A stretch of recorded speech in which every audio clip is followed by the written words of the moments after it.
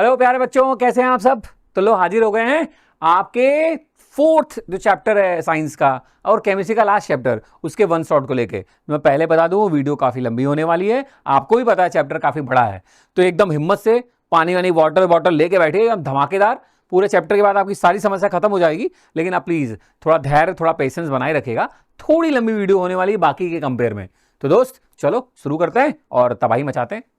Clear है, carbonates compound one shot में इकट्ठे हुए हैं। उम्मीद करता हूं इसके पहले आपने तीनों चैप्टर के वन शॉट देख लिए होंगे, सारी समस्याएं आपकी प्रॉब्लम सॉल्व हो गई होंगी। अब हम बच्चों कहां पे इकट्ठे हो गए हैं? The most important chapter of the class 10th chemistry, क्या? Carbon and its compound. कहानी कहां से शुरू होती है? ध्यान से सुनना मेरी बात, एकदम लंबी सांस ले लो, गहरी सांस ले लो, पेन कॉपी उठा लो, बैठ जाओ बढ़िया से मन लगा के। देखो फंडा क्या कहता है।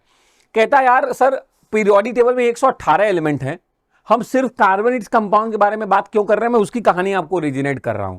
हमने क्या सोचा कि सर पीरियोडिक टेबल में तो 118 एलिमेंट की जगह है, अभी 122 ढूंढे जा चुके हैं, है ना। कौन कौन से हैं? ढेर सारे एलिमेंट है, hydrogen, helium, nitrogen, carbon, sulphur, सब कुछ है, ढेर सारे एलिमेंट प्रेजेंट है ना। पूरे स्क्रीन में देखिए, मैंने आपके एलिमेंट भर दिया।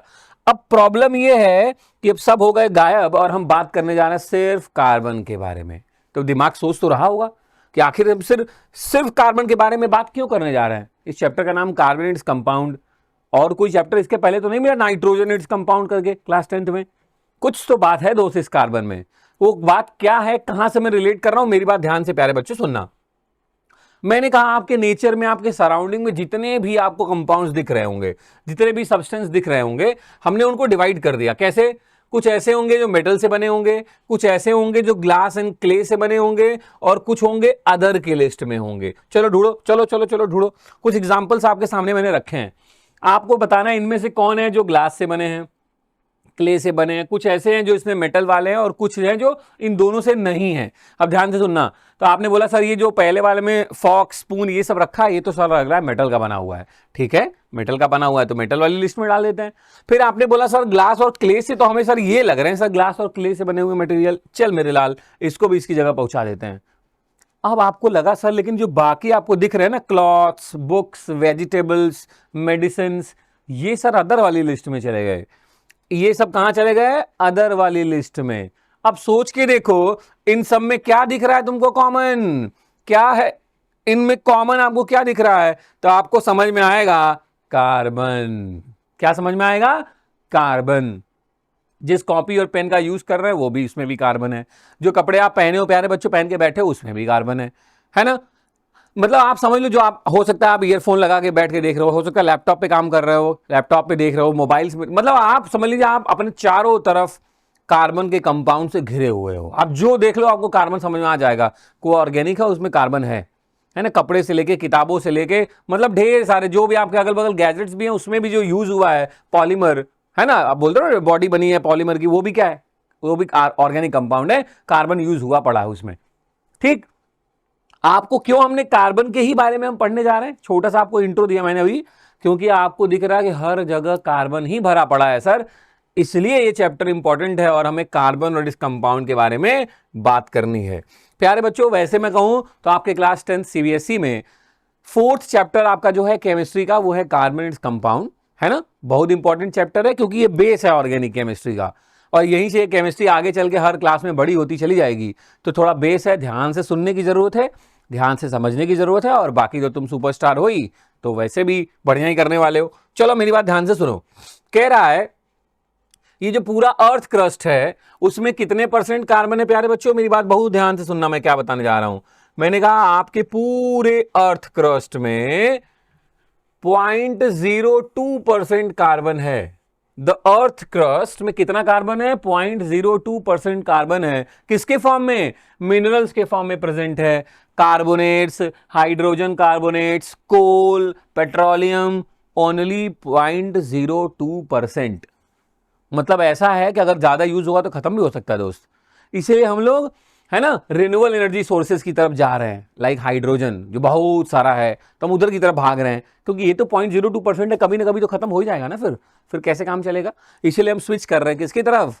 किसकी तरफ? हाइड्रोजन गैस की तरफ जा रहे हैं, वाटर के साथ ट्रीटमेंट की तरफ बढ़ रहे हैं कि हम इससे थोड़ा दूर हो सकें, है ना। ये पोल्यूशन भी कॉज करते हैं, लेकिन फिलहाल मैं क्या बोल रहा हूं, आपके पूरे अर्थ क्रस्ट में 0.02% carbon in the form of minerals, मतलब कार्बोनेट्स के फॉर्म में, हाइड्रोजन कार्बोनेट्स के फॉर्म में, कोल एंड पेट्रोलियम के फॉर्म्स में। ठीक, जिसके बारे में हम बात करने जा रहे हैं उसकी कहानी है ये। ठीक है, आगे बढ़ते हैं। अब क्या हुआ, एटमॉस्फेयर में कितना प्रेजेंट है, कार्बन डाइऑक्साइड के फॉर्म में कार्बन प्रेजेंट है 0.03%, ध्यान रखिएगा। तो अब हमें पता चल गया कि हमें इस पूरे चैप्टर में बात किसको लेके करनी है। तो दोस्त अब बहुत ध्यान से सुनो, अब आ गए चैप्टर में। ये पूरा छोटा सा इंट्रो था कि आपको ये बात समझ में आया हम पढ़ क्यों रहे हैं कार्बन। ठीक है, ये जरूरी था। तो चलिए जल्दी जल्दी आते हैं, फटाक से वन शॉट है, तो उम्मीद करता हूं बहुत सारी बातें आपको क्लियर भी हैं। आप इसलिए यहां बैठे हैं कि सर एक शॉट में पूरा चैप्टर रिवाइज हो जाए और जो भी इंपॉर्टेंट एक साथ हो आप मेरे से डिस्कस कर लें। तो दोस्त कार्बन की बात कर रहे हैं तो आप भी जानते हैं कार्बन मेटल है कि non metal. Sir non metal है। सर कैसे पता नॉन मेटल है? सर आउटर में जिनके भी 4, 5, 6, 7 इलेक्ट्रॉन हो वो सब कहलाते हैं नॉन मेटल। हाँ ठीक है, कौन सा है? कार्बन क्या है? नॉन मेटल है। ठीक, मेजर कॉन्स्टिट्यूएंट्स ऑफ कोल क्या है? कार्बन है ऑब्वियसली। सिंबल क्या है? सी से रिप्रेजेंट करते हैं। ठीक, एटॉमिक नंबर सबको पता है 6 है। कॉन्फ़िगरेशन की बात करें तो दोस्त आपको पता है कि कार्बन का एटॉमिक नंबर 6 होता है, तो कॉन्फ़िगरेशन क्या लिखते हैं? 2,4। के में 2 इलेक्ट्रॉन और एल में 4 इलेक्ट्रॉन। वैलेंसी की बात करें तो आपने ये भी सीखा है मेरे प्यारे बच्चों, जिसके आउटर में 4 इलेक्ट्रॉन होते हैं उसकी वैलेंसी क्या होती है? +-4। तो सिंपल है, वैलेंसी भी क्या रख दी गई है? 4। अब देखिए थोड़े इलेक्ट्रॉन्स के अरेंजमेंट समझते हैं, है ना? थोड़े इलेक्ट्रॉन्स के अरेंजमेंट समझते हैं, ध्यान से मेरी बात सुनेगा। ये देखिए न्यूक्लियस, ये उसके तरफ के और एल ऑर्बिटल, और ये उसके इलेक्ट्रॉन्स। के में कितने? 2, एल में कितने? 4। और इलेक्ट्रॉन हमेशा क्या करते हैं? रिवॉल्व करते हैं अराउंड द न्यूक्लियस, तो ऑब्वियसली वो मूव कर रहे हैं। ठीक है, सिंपल सी बात है। देखिए मैं आपके लिए अच्छा कर रहा हूं कि आपको बातें एकदम बढ़िया समझ में आए। आपको लग रहा होगा सर आपकी बात सही है, ये बात हमको समझ में आ गई, लेकिन सर हमने ये भी तो पढ़ा है कि Z = E = P। अगर एटॉमिक नंबर 6 है तो इलेक्ट्रॉन तो 6 है सर, जैसा हम देख रहे हैं 2,4 करके, लेकिन प्रोटॉन भी तो 6 होगा सर, वो कहां है? और आपने पढ़ा है जो मास नंबर होता है उसमें से अगर मैं एटॉमिक नंबर को माइनस कर दूं प्यारे बच्चों, तो वो हो जाता है नंबर ऑफ न्यूट्रॉन के इक्वल। तो मास नंबर कितना होता है कार्बन का? 12। एटॉमिक नंबर कितना होता है? 6। तो न्यूट्रॉन भी कितने हो गए? 6। अब सवाल ये होगा कि सर जब आप इतना बढ़िया बता ही रहे तो ये तो बताइए प्रोटॉन और न्यूट्रॉन कहां होंगे? दोस्त इसको बोलते हैं न्यूक्लियस। ये भैया जी क्या है? न्यूक्लियस। और इसी में क्या पड़े होते हैं? प्रोटॉन और न्यूट्रॉन। इसी में क्या रहते हैं?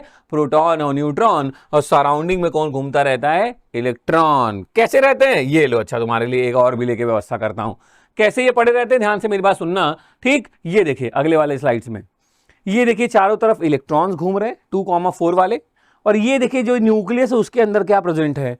प्रोटॉन और न्यूट्रॉन।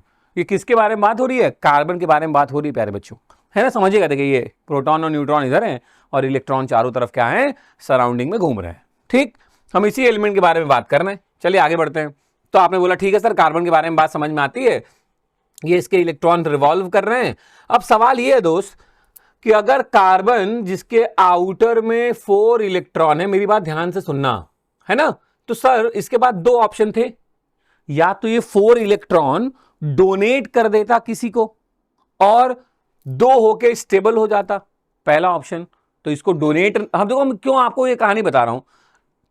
एक्चुअली कार्बन क्या है ना तो इलेक्ट्रॉन डोनेट करता है और ना ही इलेक्ट्रॉन एक्सेप्ट करता है, वो शेयरिंग करके बनाता है कोवेलेंट बॉन्ड। सॉरी, तो अब आपसे पूछ रहा है यही कहानी कि आखिर कार्बन कोवेलेंट बॉन्ड क्यों बनाता है? इंपॉर्टेंट क्वेश्चन है, गिव रीजंस में पूछ सकता है, एसएसएन रीजन का भी क्वेश्चन बन सकता है कि एक सवाल एसएसएन में लिखा हो, रीजन में उसका एक्सप्लेनेशन हो। तो मैं जैसे बोल रहा हूं ध्यान से सुनना। अब हमने कार्बन के कॉन्फ़िगरेशन को ध्यान में रखना शुरू किया कि सर कार्बन के आउटर में 4 इलेक्ट्रॉन है, तो ये 4 इलेक्ट्रॉन डोनेट क्यों नहीं किया? या 4 है तो 4 किसी से लेके 2,8 हो जाता, लेकिन वो एक्सेप्ट भी नहीं किया, है ना तो वो डोनेट करेगा, मेरी बात ध्यान से सुनिएगा, ना तो वो डोनेट करेगा क्योंकि इलेक्ट्रॉन लूज करने में लगता है दोस्त अमाउंट ऑफ एनर्जी रिक्वायर्ड। जब हम इलेक्ट्रॉन लूज करते हैं तो हमें एनर्जी रिक्वायर्ड होती है, और 4 इलेक्ट्रॉन लूज करने में बहुत सारा एनर्जी रिक्वायर्ड होगा, large amount of energy required होगा। इसलिए भाई साहब कार्बन वाले भैया के पास इतना एनर्जी है नहीं, तो वो लूज नहीं कर पाते। तो सवाल है तो फिर गेन कर लेते, है ना? तो अब गेन क्यों नहीं किए? तो दूसरा कह रहा है कि देखो कार्बन का घर है छोटा के और एल छोटा वाला घर है एल, उसमें 4 इलेक्ट्रॉन पहले से हैं, तुम कह रहे हो 4 इलेक्ट्रॉन और आ जाएंगे, तो इलेक्ट्रॉन कितने हो जाएंगे? 8। इलेक्ट्रॉन कितने हो जाएंगे? 8। और अब क्या क्रिएट हो जाएगा? Force of repulsion. क्या क्रिएट हो जाएगा? Force of repulsion. या आप ऐसे समझो ना कि कोई भी एटम न्यूट्रल क्यों था, क्यों स्टेबल था, क्योंकि उसमें जितने प्रोटॉन थे उतने इलेक्ट्रॉन। तो प्रोटॉन तो दोस्त रह गए 6, लेकिन उसने इलेक्ट्रॉन जब एक्सेप्ट किया तो इलेक्ट्रॉन कितने हो गए, 8 हो गए। अब हो गई प्रॉब्लम दोस्त, क्या कि प्रोटॉन तो उतने ही रह गए, इलेक्ट्रॉन कितने हो गए, ज्यादा हो गए। तो अब ये एक दूसरे को स्टेबल नहीं कर पाएंगे, तो भाई अपना एटम क्या हो जाएगा, अनस्टेबल। देखो प्रोटॉन 6 लेकिन एक्स्ट्रा इलेक्ट्रॉन आ गए, अब उससे हो क्या गया कि आपका एटम क्या हो गया, अनस्टेबल। तो भाई बॉन्ड बनाने का लॉजिक तो ये है प्यारे बच्चों कि मैं स्टेबल होना चाहता हूं इसलिए बॉन्ड बनाता हूं। डोनेट करने में भी लोचा है, एक्सेप्ट करने में भी लोचा है, इसीलिए अपने कार्बन ने क्या चुना कि भाई साहब ये दोनों लोचाओं से मैं मुक्त हूं, मैं करूंगा शेयरिंग और कौन सा बॉन्ड बनाऊंगा, कोवेलेंट बॉन्ड। इसका मतलब ये भी आप समझ गए कि कार्बन जहां भी प्रेजेंट है, किसी भी कंपाउंड में प्रेजेंट है, वो सिर्फ और सिर्फ कौन सा बॉन्ड बनाता है प्यारे बच्चों, कोवेलेंट बॉन्ड। क्या बनाता है, कोवेलेंट बॉन्ड। और यहां से एक लाइन और आपके लिए जोड़ देता हूं कि हम पढ़ ही रहे हैं कार्बन इट्स कंपाउंड, मतलब हम बात कर रहे हैं इन शॉर्ट ऑर्गेनिक कंपाउंड के बारे में। और हर ऑर्गेनिक कंपाउंड में कौन सा बॉन्ड मिलता है, कौन सा बॉन्ड मिलता है प्यारे बच्चों, कोवेलेंट बॉन्ड ही मिलता है। ठीक है, समझ में आती है बात। आप ध्यान रखना, कोई भी ऑर्गेनिक कंपाउंड हो उसमें बॉन्ड कौन सा होगा, कोवेलेंट बॉन्ड ही होगा। आपने बोला ठीक है सर, दिमाग में ये बात आ गई कि कोवेलेंट बॉन्ड फॉर्म्ड होगा by the sharing of electrons. अब कहता है, ध्यान से मेरी बात तो छोटा सा समझना, मेटल एंड नॉन मेटल में आपने देखा कि अगर एक मेटल हो और एक नॉन मेटल हो तो उनके बीच में जो बॉन्ड बनता है उसको क्या बोलते हैं, आयनिक या इलेक्ट्रोवैलेंट। वैसे ही याद रख लीजिए, जब दो नॉन मेटल्स आपस में जुड़ते हैं दोस्त तो उनके बीच में बॉन्ड बनता है कोवेलेंट। जब दो नॉन मेटल आपस में जुड़ते हैं तो उनके बीच में कौन सा बॉन्ड बनता है, कोवेलेंट बॉन्ड। कैसे, by the mutual sharing of electron. Come on, आप बोल सकते हैं मेरे साथ, म्यूचुअल शेयरिंग ऑफ इलेक्ट्रॉन। क्या मतलब इसका, म्यूचुअल शेयरिंग मतलब अगर मुझे और आपको मिलकर एक बॉन्ड बनाना है, सिंगल बॉन्ड बनाना है, तो एक इलेक्ट्रॉन आप दोगे, एक मैं दूंगा। डबल बनाना है तो 2 आप दोगे, 2 मैं दूंगा। ट्रिपल बनाना है 3 आप दोगे, 3 मैं दूंगा। सिंपल है। और ये ऐसा नहीं कि मन जितना कर दिया उतना बना लिया। बॉन्ड बनाने का लॉजिक क्या है, हम सारे एलिमेंट क्या होते हैं, स्टेबल होना चाहते हैं। तो वो अपने स्टेबिलिटी को पूरा करने के लिए जितने इलेक्ट्रॉन कम होंगे उतने की ही नॉन मेटल वो शेयरिंग करने वाले हैं। ठीक है, आगे हम थोड़ी बात भी करेंगे। अच्छा, आपने बोला ठीक है, समझ में आता है। जैसे ये देखिए 2 एलिमेंट थे, इन्होंने एक एक इलेक्ट्रॉन को ये देखिए शेयरिंग कर लिया। शेयरिंग का मतलब क्या है, यही होता है म्यूचुअल शेयरिंग का मतलब कि 10 रुपए आपने लगाए, 10 रुपए मैंने लगाया, 20 रुपए का चॉकलेट आया, आधा आधा खा लिया गया। ये है म्यूचुअल शेयरिंग। क्या है, म्यूचुअल शेयरिंग। ठीक, तो ऐसे ही बनता है कोवेलेंट बॉन्ड। तो अब सवाल ये है कि क्या सिर्फ कार्बन ही बना पाएगा, नहीं। अभी सर आपने एक बात बताया हमको कि सारे नॉन मेटल्स क्या करते हैं, कोवेलेंट बॉन्ड बना सकते हैं by the sharing of electrons. तो आंसर निकल के आया, all non metal can form covalent bond. बढ़िया है। अच्छा, आपने बोला ठीक है सर, ये भी समझ में आ गया, अच्छा था, बढ़िया था। चलिए कहानी को आगे बढ़ाते हैं। अभी जस्ट मैंने आपके लिए 2 बातें यूज किया। क्या, एक मैंने बोला कि जितने भी ऑर्गेनिक कंपाउंड है उसमें आयनिक बॉन्ड है, ऐसे मैंने वर्ड यूज किया। कोवेलेंट बॉन्ड है, जितने भी ऑर्गेनिक कंपाउंड है उनमें कोवेलेंट बॉन्ड है, अभी मैंने ये टर्म यूज किया। तो आपके दिमाग में आ गया कि अच्छा हाँ सर, बात तो सही कह रहे हैं, हमने भी इतनी बार पढ़ा है तो हमें 2 वर्ड बार बार यूज हुए हैं कि ये ऑर्गेनिक कंपाउंड है और ये वाला इनऑर्गेनिक कंपाउंड है। तो हमें जानने की जरूरत है प्यारे बच्चों कि ऑर्गेनिक और इनऑर्गेनिक कंपाउंड में क्या डिफरेंस होते हैं। बस एक दूसरे के अपोजिट ही समझिए। फटाक से मैं आपके लिए ले आता हूं, आप मेरी बात ध्यान से समझिएगा। पहला पॉइंट ध्यान से सुनिए, कह रहा organic compounds are solid, liquid and gases, है ना। ऑर्गेनिक कंपाउंड्स क्या है, सॉलिड, लिक्विड एंड गैस है। तो ऑब्वियसली इसका उल्टा आप इधर करेंगे। इधर कह रहा है इनका मेल्टिंग एंड बॉइलिंग पॉइंट लो है, इधर क्या होगा, हाई।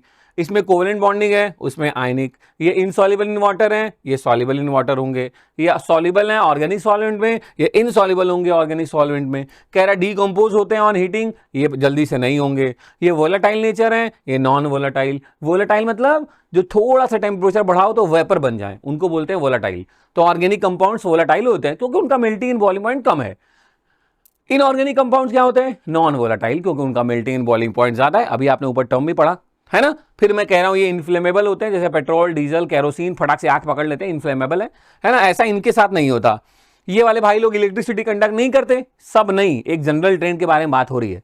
वो सारे पोलर जो कंपाउंड होते हैं ना दोस्त, कोवेलेंट कंपाउंड 2 तरीके के होते हैं। एक नॉन पोलर, मतलब जहां इलेक्ट्रॉनों को लेकर लड़ाई नहीं हो रही है, और एक होता है पोलर, जहां इलेक्ट्रॉनों को लेकर लड़ाई हो रही है। उन सभी कोवेलेंट को बोलते हैं पोलर कोवेलेंट कंपाउंड, वो इलेक्ट्रिसिटी कंडक्ट करते हैं। लेकिन एक जनरल बात हो रही है, तो ऑर्गेनिक कंपाउंड इलेक्ट्रिसिटी कंडक्ट नहीं करते। Show the so to react with the other chemicals, वो ऑब्वियसली दूसरे केमिकल के साथ रिएक्ट कर सकते हैं और मोस्टली क्या होते हैं, कलरलेस कंपाउंड होते हैं। जो पॉइंट्स यहां लिखा है मेरे लाल, बस वही उसका उल्टा इधर कर दोगे, तुम्हारा दूसरा अपने आप पॉइंट्स बन जाएगा।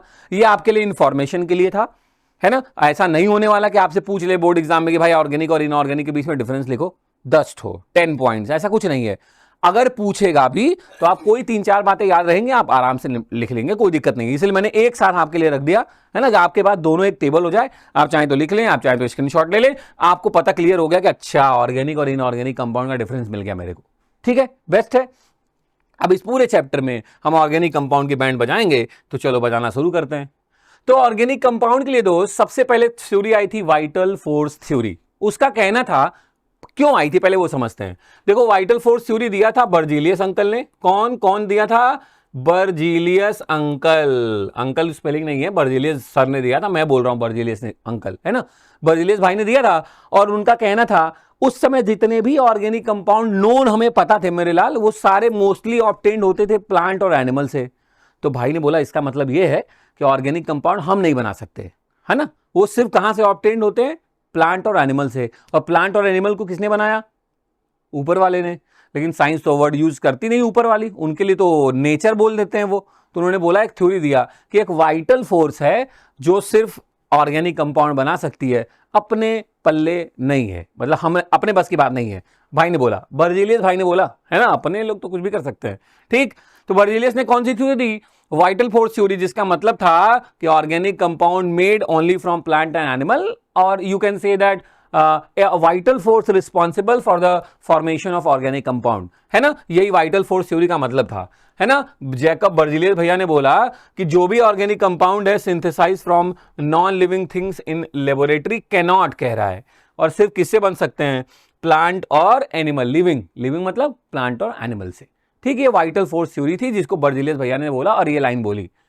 बहुत सालों तक इनकी बात सही भी लोगों ने मानी, तो कोई ट्राई भी नहीं कर रहा था कि ऑर्गेनिक तो बन ही नहीं सकता ना, तो क्यों फिर दिमाग लगाया जाए। फिर अचानक से एक लोग कूद गए और उनका नाम क्या था, वोहलर। कम ऑन बोलो तो, वोहलर। देखो ये कॉन्सेप्ट कहां से निकल के आया, बड़ा अच्छा से इस पे काम किया, इसलिए आपको दिखा रहा हूं। ये देखो, हमने उस समय क्या नोटिस किया 19th सेंचुरी के बिगिनिंग में, कि जितने भी कंपाउंड है वो डायरेक्टली या इनडायरेक्टली ऑर्गेनिक, वो या तो किसी प्लांट से मिल रहे थे या तो किसी एनिमल से मिल रहे थे। तो यहीं से थ्योरी निकल के आई थी वाइटल फोर्स थ्योरी, है ना। फिर बाद में पता चला कि कुछ कंपाउंड या तो मिनरल से, अर्थ मिनरल से मिल रहे थे, तो हमने उनको बोल दिया कि भैया ये ऑर्गेनिक कंपाउंड्स हैं। और जो देखो, जो प्लांट और एनिमल से मिल रहा था वो ऑर्गेनिक बोल दे, और जो मिनरल ऑफ द अर्थ से मिल रहा था, मिनरल मतलब आपने मेटल एंड नॉन मेटल में मेरे साथ इस पे पीएचडी कर ली है, कि जो अर्थ से ऑब्टेन्ड हो और उसमें मेटल प्रेजेंट हो उसको बोलते हैं मिनरल। उनको हमने कैटेगराइज कर दिया इनऑर्गेनिक। क्या कैटेगराइज कर दिया, इनऑर्गेनिक में कैटेगराइज कर दिया, और यहीं से वाइटल फोर्स थ्योरी का जन्म हुआ मेरे लाल। लेकिन फिर कौन आए जीवन में, एक भाई साहब आए जिनका नाम था वोहलर। वो गलती से बना नहीं रहे थे दोस्त, क्योंकि एक एजम्पशन अपने दिमाग में पहले से था कि ऑर्गेनिक भैया ना बन पाएगी। लेकिन फिर भाई साहब बना रहे थे कंपाउंड अमोनियम साइनेट। क्या बना रहे थे, NH4CNO, अमोनियम साइनेट, है ना, बना रहे थे। और गलती से क्या हुआ दोस्त, ये अमोनियम साइनेट ने अपने आप को रीअरेंज कर लिया और कन्वर्ट हो गया NH2CONH2 में, यूरिया में कन्वर्ट हो गया। और आपको पता है यूरिया के नाम भोकाल क्या दर्ज है, ये पहला ऑर्गेनिक कंपाउंड है जो लैब में बना था। यूरिया एक ऑर्गेनिक कंपाउंड है, कैसे पता, अरे ऑर्गेनिक कंपाउंड के सारे अभी आपने पढ़े टेस्ट, उसका टेस्ट किया गया होगा, पता होगा, अरे ये तो सारे ऑर्गेनिक के टेस्ट दे रहा है ना। तो पहला ऑर्गेनिक कंपाउंड जो लैब में बना था वो क्या है, यूरिया। किससे बना, फ्रॉम अमोनियम साइनेट। किसने बनाया, भाई ने, वोहलर ने। बना रहे थे अमोनियम साइनेट, गलती से बन गया यूरिया थ्रू द रीअरेंजमेंट। और तभी से फिर आइडिया लग गया कि इसका मतलब ऑर्गेनिक कंपाउंड मजाक में अगर बन सकता है गलती से, तो जानबूझ के भी बनाया जा सकता है। और दोस्त उसके बाद तो फिर तबाही मच गई। उसके बाद ढेर सारे ऑर्गेनिक कंपाउंड बनने स्टार्ट हो गए। अभी मोर देन 3.5 या 4 मिलियन से ज़्यादा ऑर्गेनिक कंपाउंड हैं। हर साल 20-22 हज़ार ऑर्गेनिक कंपाउंड लैब में बनाए जा रहे हैं। मतलब ढेर सारे ऑर्गेनिक कंपाउंड, एकदम भयंकर ऑर्गेनिक कंपाउंड बन रहे हैं। तो वोहलर भैया का भोकाल देख लीजिए आप, वो अमोनियम साइनेट ने अपने आप को रीअरेंज करके यूरिया में कन्वर्ट हो गया, है ना। वोहलर के बारे में थोड़ी सी बेसिक सा आइडिया आपको दिया गया है कि ये कहाँ के थे और ये कौन सी लेबोरेटरी में काम कर रहे थे, इन्होंने वाइटल फोर्स थ्योरी को गलत कर दिया बना के, ये आपके लिए बेसिक सी लाइन थी, है ना। भाई साहब को याद करने की ज्यादा जरूरत नहीं है, बस इतना याद करने की जरूरत है कि वॉलर ने डिस्कार्ड किया था वाइटल फोर्स थ्योरी बना के यूरिया फ्रॉम अमोनियम साइनेट, और पहला ऑर्गेनिक कंपाउंड लैब में बनाने का भोकाल भाई के पास है ना। पहला ऑर्गेनिक कंपाउंड लैब में भाई नहीं बनाया था। ठीक है, ठीक, चलिए अब कहानी को बढ़ा देते हैं आगे फिर इसी बात पे। अब सवाल ये है कि आपने अभी थोड़ी देर पहले बोला था सर कि जो कार्बन है वो सिर्फ कोवेलेंट बॉन्ड बनाता है, तो थोड़ा सा बात करते हैं कोवेलेंट बॉन्ड के बारे में, किस टॉपिक से रिलेट करके, कॉन्सेप्ट ऑफ कोवेलेंट बॉन्ड। तो ध्यान से सुनेगा, हम उस बॉन्ड के बारे में बात कर रहे हैं जो कैसे बनता है, म्यूचुअल शेयरिंग ऑफ इलेक्ट्रॉन से बनता है। किसके बीच में बनता है, नॉन मेटल्स के बीच में बनता है, या नॉन मेटल जो इलेक्ट्रॉन गेन करते हैं जिनके ऊपर नेगेटिव चार्ज आता है, मैं उसको एक नाम दे सकता हूं प्यारे बच्चों, इलेक्ट्रोनेगेटिव एलिमेंट्स। क्या बोल सकता हूं, इलेक्ट्रोनेगेटिव एलिमेंट्स। तो मैं इसी लाइन को ये भी बोल सकता हूं कि दूसरा आपने बोला ना bond form between non metals, मैं उसको ये भी बोल सकता हूं कि bond form between electronegative elements. बहुत बढ़िया, शानदार। चलिए आगे सुनिए। फिर आपने बोला कि जितने number of pair of electron shared किए जाते हैं वही उस कंपाउंड की क्या कहलाता है, कोवैलेंसी। क्या कहलाता है, कोवैलेंसी। जैसे मान लो मैं एग्जांपल के लिए दे रहा हूं कि मान लो मैं H हूं और आप है Cl, हम दोनों ने स्टेबल होने के लिए आपस में क्या किया, सिंगल बॉन्ड बनाया। तो सिंगल बॉन्ड बनाने में एक इलेक्ट्रॉन आपका लगा होगा, एक इलेक्ट्रॉन मेरा लगा हुआ, टोटल कितना पेयर बना सर, 2 हुए टोटल, मतलब एक पेयर। तो बस हमारी कोवैलेंसी 1 है। अभी समझ में आया, सिंपल सी बात है। तो वही कह रहा है कि जितने number of shared pair of electron हम यूज करते हैं ना कोवेलेंट बॉन्ड बनाने के लिए, वही कहलाती है कोवेलेंसी। और कहता है कोवेलेंट बॉन्ड जो होता है उसमें कौन सा फोर्स ऑफ अट्रैक्शन होता है, weak van der Waal force of attraction होता है। और आपने मेटल एंड नॉन मेटल में पढ़ा था आयनिक बॉन्ड के बीच में कौन सा फोर्स ऑफ अट्रैक्शन होता है। ओहो, चलिए कमेंट में लिख के बताइए मेरे को, याद है कि नहीं आपको। चीटिंग नहीं करेंगे, जिन्हें याद है वो कमेंट बॉक्स में लिखेंगे। जैसे कोवेलेंट बॉन्ड में हमने अभी बोला क्या, कौन सा फोर्स ऑफ अट्रैक्शन है, weak van der Waal force. वैसे याद करिए इलेक्ट्रोवेलेंट बॉन्ड या आयनिक बॉन्ड में कौन सा फोर्स ऑफ अट्रैक्शन होता है, आप कमेंट करके बताएंगे। ठीक है, मैं आपके जिम्मे काम, इसी बहाने आप थोड़ा रहेंगे, आप नींद नहीं आएगी ना। अरे अब आपकी तरह की आवाज ही सोनू निगम वाली, तो क्या किया जाए, सोने का नहीं, उठो और इसका जवाब देना मेरे को। चलो आगे बढ़ते हैं। आपने बोला ठीक है सर, ये तो सीख गए कि जो शेयरिंग से बने, नॉन मेटल्स के बीच में बने, इलेक्ट्रोनेगेटिव एलिमेंट्स के बीच में बने, है ना, उसको हम बोलते हैं कोवेलेंट बॉन्ड। अब कुछ फेवरेट एग्जांपल पकड़ लेते हैं, ध्यान से सुनना। सबसे पहला एग्जांपल है दोस्त, फॉर्मेशन ऑफ हाइड्रोजन मॉलिक्यूल। ये देखो हाइड्रोजन है, आप अच्छे जानते हो हाइड्रोजन जिसका एटॉमिक नंबर क्या होता है, 1। हाइड्रोजन जिसका एटॉमिक नंबर क्या होता है प्यारे बच्चों, 1। तो ये एक हाइड्रोजन, ये दूसरा हाइड्रोजन, एटॉमिक नंबर 1 है ना, तो के लिखा, के में 1 इलेक्ट्रॉन है। अच्छा, अब मैं स्टेबल होना चाहता हूं इसलिए बॉन्ड बनाऊंगा, और हाइड्रोजन किसकी तरह बनना चाहेगा, अपने नियरेस्ट नोबल गैस की तरह, मतलब हीलियम की तरह। हीलियम के आउटर में कितने इलेक्ट्रॉन, 2। तो भाई ये हाइड्रोजन 1, ये हाइड्रोजन 1, ये सोचे कि भाई मेरे को 2 तो होना है, तो चलो शेयरिंग कर लेते हैं। तो इन्होंने 1 इलेक्ट्रॉन अपना उठाया, 1 इलेक्ट्रॉन इनका, इन्होंने ये देखो क्या कर लिया, शेयरिंग हो गया। वो 2 H मिलके क्या बना लिए, H2।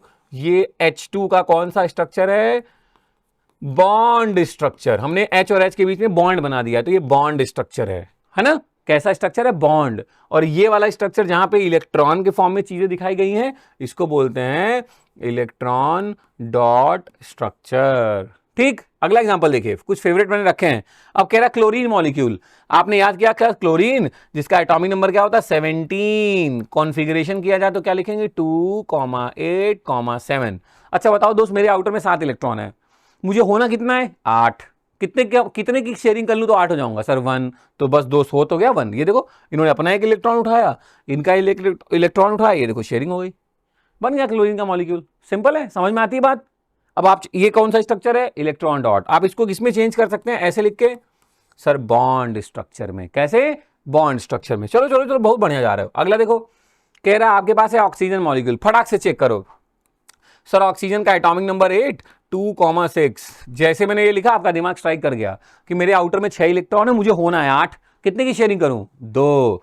तो इस ऑक्सीजन ने अपने 2 इलेक्ट्रॉन उठाए, इस ऑक्सीजन ने अपने 2 इलेक्ट्रॉन उठाए, और भाई लोगों ने क्या कर लिया, शेयरिंग। ये देखो इस शेयरिंग वाले एरिया में टोटल कितने इलेक्ट्रॉन है, 4। हो गई शेयरिंग, बन गया ऑक्सीजन मॉलिक्यूल। अगला देखो, कह रहा है नाइट्रोजन मॉलिक्यूल, फिर से वही सेम काम कहा प्यारे बच्चे। नाइट्रोजन का एटॉमिक नंबर 7, 2, 5, मेरे आउटर में 5 है, मुझे होना है 8। कितने की शेयरिंग, 3। बहुत बढ़िया, 3 मतलब 3 बॉन्ड उनके, 3 इलेक्ट्रॉन उनके, 3 इलेक्ट्रॉन इनके, मतलब टोटल 6, ये देखो 6 इलेक्ट्रॉन आपस में शेयर हो गए, मतलब 3 बॉन्ड बन गया। तो जब उसका स्ट्रक्चर बनाओगे, जैसे O और O का बॉन्ड स्ट्रक्चर बनाओगे तो क्या बनाओगे, अब देखो ना, एक पेयर नहीं है, 2 पेयर है, तो 2 लाइन।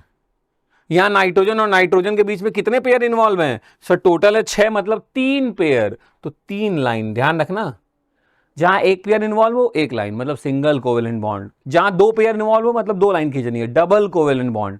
और जहां 3 पेयर इन्वॉल्व हो मतलब हमें 3 लाइन खींचनी है दोस्त, और उसको बोलते हैं ट्रिपल कोवेलेंट बॉन्ड। बहुत बढ़िया, सही जा रहे हैं आप। अगला सुनिए, अब हमें बात करनी है वाटर मॉलिक्यूल के बारे में। ध्यान से सुनिएगा, वाटर मतलब H2O। वाटर का क्या मतलब है सर, H2O मतलब 2 हाइड्रोजन और 1 ऑक्सीजन। ये देखिए, ऑक्सीजन हमने बीच में लिखा और ये 2 हाइड्रोजन लिखा।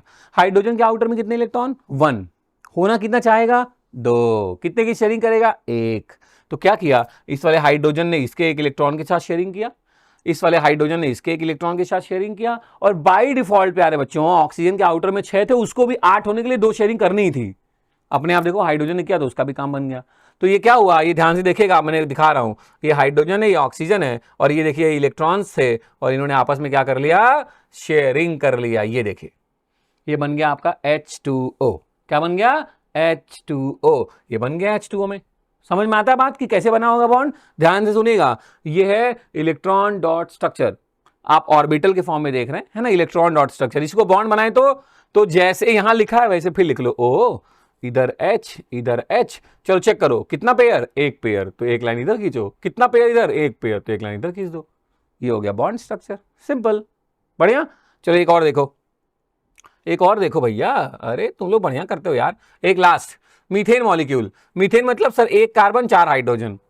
हमने कार्बन बीच में रखा, जो कम नंबर में है वो उसको बीच में रखो, किनारे किनारे H लगा दिया। फिर से वही सेम कहानी, H के आउटर में 1 है, होना कितना चाहेगा दोस्त, सर 1 शेयरिंग और करके 2 होना चाहेगा। तो किसके साथ करेगा, ऑब्वियसली जो सेंटर एटम है उसके साथ।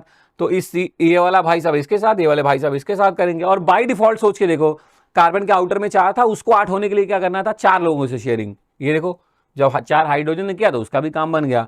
तो ये है आपके मीथेन की शेयरिंग। ध्यान से देख लीजिए, ये देखिए इलेक्ट्रॉन थे वो आपस में शेयर्ड हो गए। ये देखिए, ये बन गया CH4 का स्ट्रक्चर। अब इसका बॉन्ड स्ट्रक्चर बनाना हो तो दोस्त, तो फिर से वही तरीका है, जैसे यहां लिखा है वैसे फिर लिख दो, बीच में C, चारों तरफ H, और उसके बाद सर हर जगह कितना पेयर है, देखो इस C और इस H के बीच में 1 पेयर, यहां भी 1 पेयर, यहां भी 1 पेयर, तो मतलब हर जगह 1 लाइन खींच दो। मुबारका दोस्त, बन गया CH4 का बॉन्ड स्ट्रक्चर। ये कौन सा था, इलेक्ट्रॉन डॉट स्ट्रक्चर। ये इंपॉर्टेंट थे कुछ, ध्यान रखिएगा, मैंने बकायदे आपको समझाया, एकदम भूलना नहीं है, एकदम भूलना ही नहीं है। और बेस्ट तरीका पता है क्या है कि आप ना भूलें, आपने सीखा, अपने किसी दोस्त को पकड़ो, उसको एक बार बता दो, सिखा दो, ये बात हो गया, काम बन गया। ठीक, आगे बढ़ूं। आपने बोला ठीक है, समझ में तो आ गया कि कोवेलेंट बॉन्ड है क्या, उसके बारे में 4-5 पॉइंट हम लिख सकते हैं, और कोवेलेंट बॉन्ड बनेगा कैसे वो भी हम एक्सप्लेन कर सकते हैं। एक और अच्छा देख लेते हैं, CO2, 1C2O, ध्यान से देखना, 1C2O, O के आउटर में कितने इलेक्ट्रॉन, 6, होना कितना है, 8। कितने लोग की, कितने की शेयरिंग होने वाली है, 2 की। तो सर भाई साहब उसके 2 इलेक्ट्रॉन, ये 2 इलेक्ट्रॉन, ये कार्बन के 2-2 इलेक्ट्रॉन के साथ शेयरिंग करेंगे, और बाय डिफॉल्ट कार्बन भी 4 हो जाएगा, 2 उधर से 2 इधर शेयरिंग करके 4, तो वो भी 8 हो जाएगा। तो बस करा देते शेयरिंग। अब क्या पूछना है, ये देखो हो गई शेयरिंग। लेकिन आपने नोटिस किया 2 मतलब बॉन्ड भी कौन सा बनेगा, अब यहां पे 2 पेयर हैं, 2 पेयर मतलब डबल बॉन्ड, तो 2 इधर फेंक के मारो, 2 इधर फेंक के मारो, बन गया CO2 का बॉन्ड स्ट्रक्चर, कार्बन डाइऑक्साइड। ठीक ठीक, चलिए आगे बढ़ते हैं, चलिए आगे बढ़ते हैं, हम आपको पता है, वेरी गुड, आप सही जा रहे हैं। अब कहानी कहती है कि सर ठीक है, हमने कोवेलेंट बॉन्ड क्या है उसके बारे में सीखा, हमने ढेर सारे एग्जाम्पल भी सीख लिए जिनमें कोवेलेंट बॉन्ड बनना है और हमसे पूछा जा सकता है प्रोबेबल, आपने इंपॉर्टेंट एग्जाम्पल भी करा दिए। अब मेरे लाल दूसरी इंपॉर्टेंट बात भी सीख लो, कोवेलेंट कंपाउंड की प्रॉपर्टीज। जैसे वहां पे आयनिक कंपाउंड की प्रॉपर्टीज आपने सीखा है ना, वैसे यहाँ कोवेलेंट की उसका उल्टा है दोस्त, है ना। कोवेलेंट कंपाउंड की प्रॉपर्टी सीख लो। पहला पॉइंट क्या कह रहा है, जनरली ये क्या है, क्योंकि आपने पढ़ा है इनमें होता है weak force of attraction, weak van der Waals force. तो जो वीक होंगे वो कैसे होंगे, लिक्विड होंगे, गैस होंगे, या बहुत होंगे तो कोई सॉफ्ट सॉलिड होंगे, मतलब ऐसा सॉलिड जिसको तुम हाथ से तोड़ दो, ऐसे ही तो हो सकता है, खुद सोचो बस। ठीक है, ये भी वही है, they are usually liquid and gas, या अगर कभी हुए तो सॉफ्ट सॉलिड। दूसरा कह रहा है जो सॉफ्ट ही है तो उसका मेल्टिंग एंड बॉइलिंग पॉइंट क्या होगा, ऑब्वियसली लेस होगा, है ना। जिनके मेल्टिंग एंड बॉइलिंग पॉइंट क्या है, less melting and boiling points होते हैं। फिर कह रहा है दे ऑर्गेनिक है, कोवेलेंट है, तो they are insoluble in water and soluble in organic solvent. Obviously ये बात अभी हमने सीखी है। और कहता है कि they are poor conductor of electricity. देखो मैं कई बार ये लाइन बता चुका हूं, फिर से बता रहा हूं मेरे लाल, बड़ा इंपॉर्टेंट है, ध्यान रखिए, हर समय काम आएगा। इलेक्ट्रिसिटी कंडक्ट करने के लिए या तो मेरे पास होना चाहिए फ्री इलेक्ट्रॉन, या तो मेरे पास होना चाहिए फ्री आयंस। ठीक, जो फ्री इलेक्ट्रॉन के थ्रू इलेक्ट्रिसिटी कंडक्ट करते हैं दोस्त, उनका नाम है कंडक्टर, और जो फ्री आयंस के थ्रू करते हैं उनको हम बोलते हैं इलेक्ट्रोलाइट। लेकिन जो फ्री आयंस के थ्रू करते हैं वो सॉलिड स्टेट में नहीं करते, मोल्टेन एंड एक्वस स्टेट में करते हैं, मोल्टेन एंड एक्वस स्टेट में। तो मैंने बोला, अभी आप याद करिए, हमने बोला था ना ऑर्गेनिक कंपाउंड आयंस में टूटेंगे ही नहीं, तो आयंस नहीं है तो इलेक्ट्रिसिटी कंडक्ट कैसे होगा। लेकिन कुछ पोलर वाले, मैंने बोला ना पोलर कोवेलेंट कंपाउंड, कुछ लोगों में हल्की फुल्की लड़ाई है, मतलब वहां आयंस आ रहा है, तो वही वाले लिखे हैं कि they are poor conductor of electricity. ठीक है, ध्यान रखेंगे, यह है आपके कोवेलेंट कंपाउंड की प्रॉपर्टीज। अब आते हैं फिर से अपने कार्बन के ऊपर, और इसको रिलेट कहां से करते हैं कि सर आपने बोला कि 3.5-4 मिलियन कंपाउंड्स हो गए हैं, हर साल 20-22 हजार ढूंढे जा रहे हैं, क्यों क्यों आखिर इतने कंपाउंड हैं? ये सवाल भी बोर्ड एग्जाम में पूछा जाता है और इंपॉर्टेंट भी है कि why the large number of organic compound exist in universe. तो फिर दोस्त जानना पड़ेगा ना कि क्या बात है इस कार्बन के पास जो इतना रौला है भाई का। तो देखते हैं, कह रहा है कार्बन आपके नेचर में दो तरीके से मिल रहा है, एक फ्री स्टेट में और एक कंबाइंड स्टेट में। फ्री स्टेट में क्या है, एलोट्रॉप्स के फॉर्म में मिल रहा है, डायमंड, ग्रेफाइट, बकमिंस्ट्रल, फुलरेन, ये सब कार्बन के एलोट्रॉप्स हैं। डोंट वरी, हम एलोट्रॉप्स ही पढ़ने जा रहे हैं, है ना, पढ़ेंगे, आप सब सब्र रखिए, थोड़ा सा सब्र रखिए। और दूसरा कंबाइंड स्टेट में मिल रहा है, तो ऑब्वियसली जहां भी कार्बन किसी कंपाउंड के साथ अपना कंपाउंड बना के बैठा है किसी भी दूसरे एलिमेंट के साथ, CO2 हो गया, मेटल का कार्बोनेट हो गया, मेटल का बाई कार्बोनेट हो गया, फॉसिल्स हो गया, पेट्रोलियम हो गया, है ना, इन सब में कार्बन है, बट इंडिविजुअल नहीं है, किसी और एलिमेंट के साथ गले मिलके है, मतलब कंपाउंड बना के है। तो ये लिखा ही है कंबाइंड स्टेट, और वो क्या है, फ्री स्टेट। अब मेरी बात समझना, कैसे रिलेट करना, फिर आखिर समझ में आना है ये कि क्यों कार्बन के इतने ज्यादा कंपाउंड नेचर में हैं। तो अब मेरी बात बहुत ध्यान से समझिएगा। कहता है कुछ प्रॉपर्टीज है जिनको मैं हाईलाइट करता हूं आपके लिए, मेरी बात बहुत ध्यान से सुनेगा। सबसे पहला है ना, सबसे पहली जो प्रॉपर्टी है प्यारे बच्चे, कि आखिर इतना ज्यादा नंबर में ऑर्गेनिक कंपाउंड नेचर में एग्जिस्ट क्यों कर रहे हैं। तो सबसे पहली बात है कि भैया जी की वैलेंसी है 4, टेट्रा वैलेंसी। ध्यान से सुनना मेरी बात, टेट्रा वैलेंसी। आप सोच के देखो, आप एक दिन में एक दोस्त बनाते हो, मैं एक दिन में 4 दोस्त बनाता हूं। चलो बताओ, आज से 10 दिन बाद किसके ज्यादा दोस्त होंगे?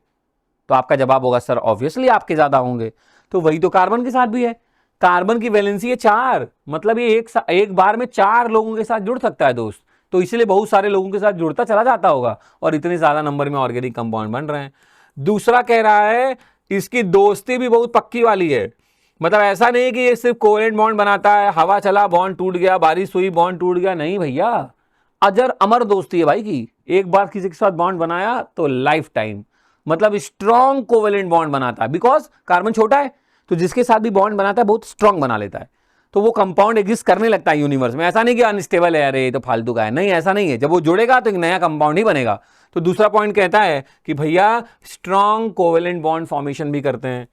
तीसरा कह रहा है इंपॉर्टेंट, कैटिनेशन। ध्यान से सुनना प्यारे बच्चों, तीसरा कह रहा है catenation. Catenation the most important point आप कह सकते हैं। कैटिनेशन क्या है, self combining capacity of carbon atom at infinite times. Word का मतलब समझना, डिफिनेशन आर वेरी इंपॉर्टेंट, तो एकदम फोकस करके सुनो। मैंने बोला self combining capacity of carbon atom at infinite times. एक कार्बन दूसरे कार्बन से सीधे सीधे स्ट्रेट चेन में, ब्रांच में, रिंग के फॉर्म में कितनी बार तक जुड़ सकता है, इनफाइनाइट टाइम्स तक जुड़ सकता है। और आपको अब लाइन ये क्लियर हो गई होगी, अच्छा इसी वजह से इतना ज्यादा कंपाउंड है। अरे जो इनफाइनाइट टाइम तक जुड़ सकता है दोस्त, तो फिर एक एक बढ़ता रहा होगा, नया नया कंपाउंड बनता चला जा रहा है, सिंपल। तो याद रखिएगा कैटिनेशन मोस्ट इंपॉर्टेंट पॉइंट रहता है कि क्यों इतने ज्यादा नंबर में ऑर्गेनिक कंपाउंड नेचर में एग्जिस्ट करते हैं कार्बन के। वर्सेटाइल नेचर ऑफ कार्बन में catenation is the most important point. कितने टाइम्स तक एक कार्बन दूसरे कार्बन से जुड़ सकता है, इनफाइनाइट टाइम्स तक। फोर्थ कह रहा है दोस्त मल्टीपल बॉन्ड फॉर्मेशन। अब देखो एक और भोकाल है भाई का, क्या है, कार्बन क्या करता है, दूसरे कार्बन के साथ तो बनाता ही है, एक कार्बन के साथ सिंगल बॉन्ड में भी रह सकता है, डबल में भी रह सकता है, ट्रिपल में भी रह सकता है। लेकिन कार्बन के साथ अच्छी बात यह है कि ये दूसरे जो एलिमेंट है उनके साथ भी डबल और ट्रिपल बॉन्ड बना सकता है। ये देखो, मतलब तुम भाई के पास जाओगे तो वो कोई ना कोई बॉन्ड तो बना ही लेगा तुम्हारे साथ, सारी फैसिलिटी अवेलेबल है ना। ये सुपर मार्केट है, कुछ जाओगे तो कुछ लेके निकलोगे दोस्त। हर फैसिलिटी कार्बन के पास अवेलेबल है। कार्बन आएगा तो उसके साथ बॉन्ड बना लेगा, कोई और एलिमेंट आएगा तो भी उसके साथ बॉन्ड बना लेगा, है ना। तो मतलब इसीलिए इतना ज्यादा नंबर में ऑर्गेनिक कंपाउंड नेचर में एग्जिस्ट करना है। फिर बात क्या आती है आइसोमेरिज्म की। फिर किसकी बात आती है आइसोमेरिज्म। आइसोमेरिज्म का मतलब क्या है, कह रहा है एक ही मॉलिक्यूलर फॉर्मूला होगा लेकिन वो कंपाउंड दो अलग अलग स्ट्रक्चरल फॉर्मूले में नेचर में एग्जिस्ट करेगा और दोनों के अलग नाम होंगे, अलग प्रॉपर्टी होंगी। अब लो, फॉर्मूला भी एक ही है, same number of carbon, hydrogen, oxygen सब सेम है, आप में भी मेरे में भी, लेकिन आप दूसरे नाम से जाने जा रहे हो, मैं दूसरे नाम से। आपकी प्रॉपर्टी अलग है, मेरी प्रॉपर्टी अलग है। अब सोचो एक ही फॉर्मूले से भी अगर ढेर सारे कंपाउंड बनने लगे तो ये क्या इंडिकेट कर रहा है, obviously the large number of organic compound in universe. तो आइसोमेरिज्म की डिफिनेशन प्लीज याद रखिएगा, group of compounds having similar molecular formula but different structural formula. Come on मेरे साथ बोल लो, group of compounds having similar molecular formula but different structural formula called isomers and the phenomena is known as isomerism। ठीक, पक्का? Please pause करके आप लिख लें, एक बार फिर से सुन ले, आप डिफिनीशन याद रखिएगा, इंपॉर्टेंट है। ठीक है, ठीक है, चलिए आगे बढ़ता हूं। और एक और पॉइंट है दोस्त, ये भी याद रख लो दिमाग में, कहता है एलोट्रॉपी। क्या कहता है एलोट्रॉपी, जिसके बारे में हम बात करने भी वाले हैं। एलोट्रॉपी का मतलब क्या है, जब कोई एलिमेंट नेचर में एग्जिस्ट करे एक से ज्यादा फॉर्म्स में।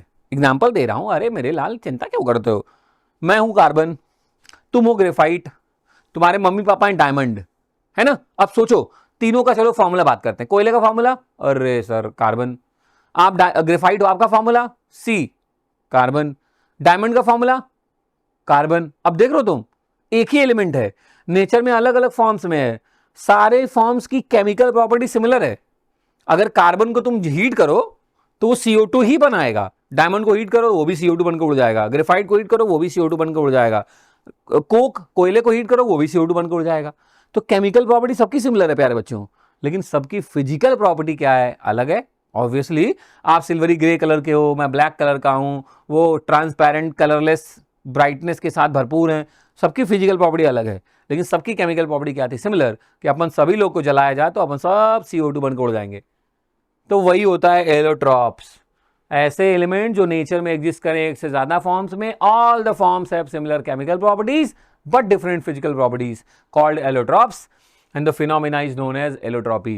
तो जब भी आपसे पूछे वर्सेटाइल नेचर ऑफ कार्बन या why the large number of organic compound exist in universe, ये 6 पॉइंट आपके पास होंगे, tetravalency, strong covalent bond formation, catenation, multiple bond formation, isomerism और एलोट्रॉपी। ठीक है, क्लियर रहेगा, ध्यान रखिएगा। ठीक, चलिए अब इसी बात को फटाफट जल्दी जल्दी समझा देते हैं आपके लिए, है ना। चलिए सुनिए, कह रहा कैटिनेशन, टेट्रावेलेंसी, फटाफट देखते हैं।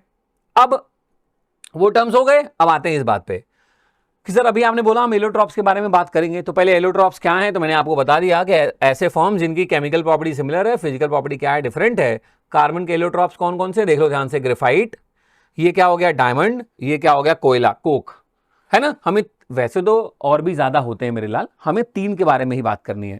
किसके बारे में, ग्रेफाइट के बारे में, डायमंड के बारे में, और तीसरा क्या है, फुलरेन। फुलरेन, फुलरेन, फिर से बोलो, फुलरेन, बकमिंस्टर फुलरेन, फिर से बोलो, बकमिंस्टर फुलरेन।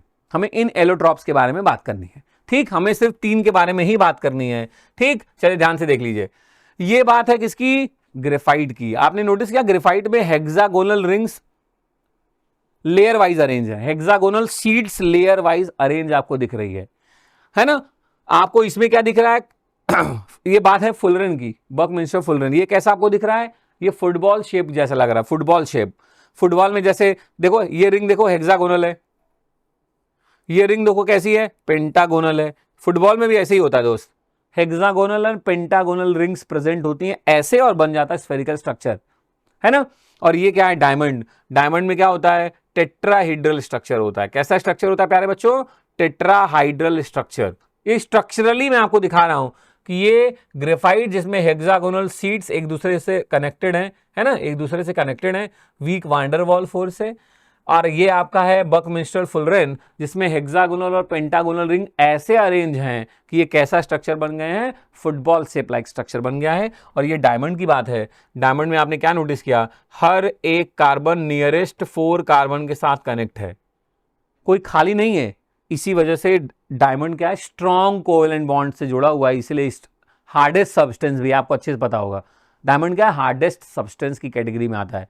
वही ग्रेफाइट में आप नोटिस करिए तो हर एक कार्बन अपने नियरेस्ट 1 2 3 कार्बन के साथ ही कनेक्ट है। मान लो इसके 3D स्ट्रक्चर होगा, इसके पीछे भी होगा, देखो ऐसे, देखो यहां वाला देखो 1 2 3, हर एक कार्बन अपने नियरेस्ट 3 ही कार्बन के साथ कनेक्ट है। एक बॉन्ड खाली है दोस्त, क्योंकि नीचे दूसरी सीरीज से भी तो कनेक्ट होना है, इसीलिए इनके बीच में क्या हो जाता है, weak van der Waals force होता है। इसी वजह से ये डायमंड की तरह हार्ड नहीं होते, बल्कि सॉफ्ट एंड स्लिपरी होते हैं। कैसे होते हैं, सॉफ्ट एंड स्लिपरी। अच्छा, आपसे कोई पूछे कि ग्रेफाइट का सिंबल, तो ऐसे लिखना C और यहां लिखा जाता है G। आपसे कोई कहे डायमंड का सिंबल, तो हम लिखते हैं C, मैं बदल देता हूं, इंक लिखते हैं C और नीचे लिखा होता है ऐसे D, डायमंड। और बकमिंस्टर फुलरेन क्या होता है, C60। 20 हेक्सागोनल और 12 पेंटागोनल रिंग्स ऐसे अरेंज होते हैं आपस में एक दूसरे से कि टोटल कार्बन कितने हो जाए, 60।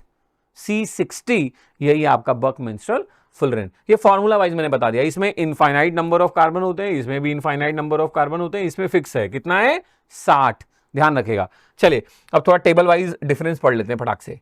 क्या कह रहा है, ध्यान से सुनिए। कह रहा है डायमंड और ग्रेफाइट के बारे में हम बात करने जा रहे हैं। डायमंड टेट्राहाइड्रल है, ग्रेफाइट कैसा है, हेक्सागोनल, बता चुका हूं मैं पहले से। पहला कह रहा है डायमंड कैसा होता है, कलरलेस होता है, ट्रांसपेरेंट होता है, चमकता रहता है, अच्छे जानते हैं आप। भाई साहब कैसे हैं, ग्रेस ब्लैक हैं। उधर देखिए, कह रहा उसमें हर एक कार्बन नियरेस्ट 4 के साथ कनेक्ट है, इसमें किसके साथ है, 3 के साथ है ना, वो 4 के साथ कनेक्ट है, स्ट्रॉन्ग, इसीलिए वो कैसा है, रिजिड है और टेट्राहाइड्रल स्ट्रक्चर है। ये 3 के साथ ही हैं, इसीलिए कैसे हैं, स्लीपरी हैं, सॉफ्ट एंड स्लीपरी हैं और हेक्सागोनल अरेंजमेंट में कनेक्टेड हैं। वहां पे कोई फ्री इलेक्ट्रॉन नहीं है। नोटिस करो, कार्बन के आउटर में 4 होता है, चारों बॉन्ड बनाने में यूज है, कोई फ्री इलेक्ट्रॉन नहीं है, इसीलिए वो इलेक्ट्रिसिटी कंडक्ट नहीं करता। हीट करता है दोस्त, इलेक्ट्रिसिटी कंडक्ट नहीं करता।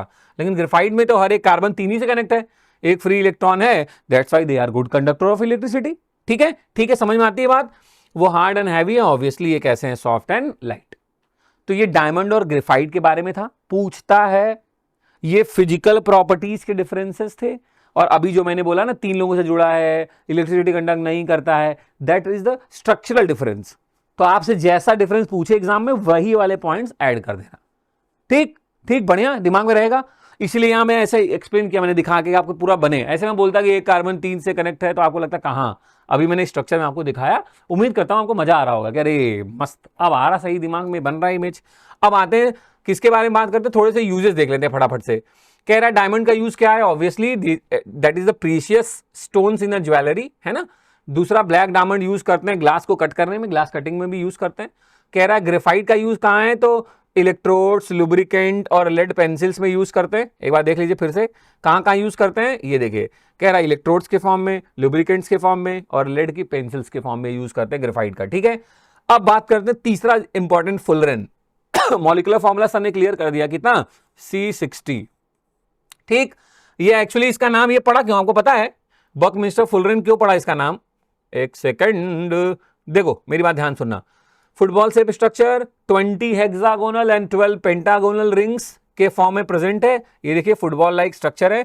फुटबॉल में भी देखिए आपको दिखेगा हेक्सागोनल और पेंटागोनल रिंग्स होती हैं, वैसे इसमें भी है, हेक्सागोनल एंड पेंटागोनल रिंग्स है, बट ऐसे अरेंज है कि टोटल कार्बन कितना होता है, 60। फुटबॉल जैसे अरेंजमेंट में। इसका नाम क्यों रखा गया, एक्चुअली एक साइंटिस्ट थे जिनका नाम ही क्या था, बकमिंस्टर फुलर, यूएस के आर्किटेक्ट थे।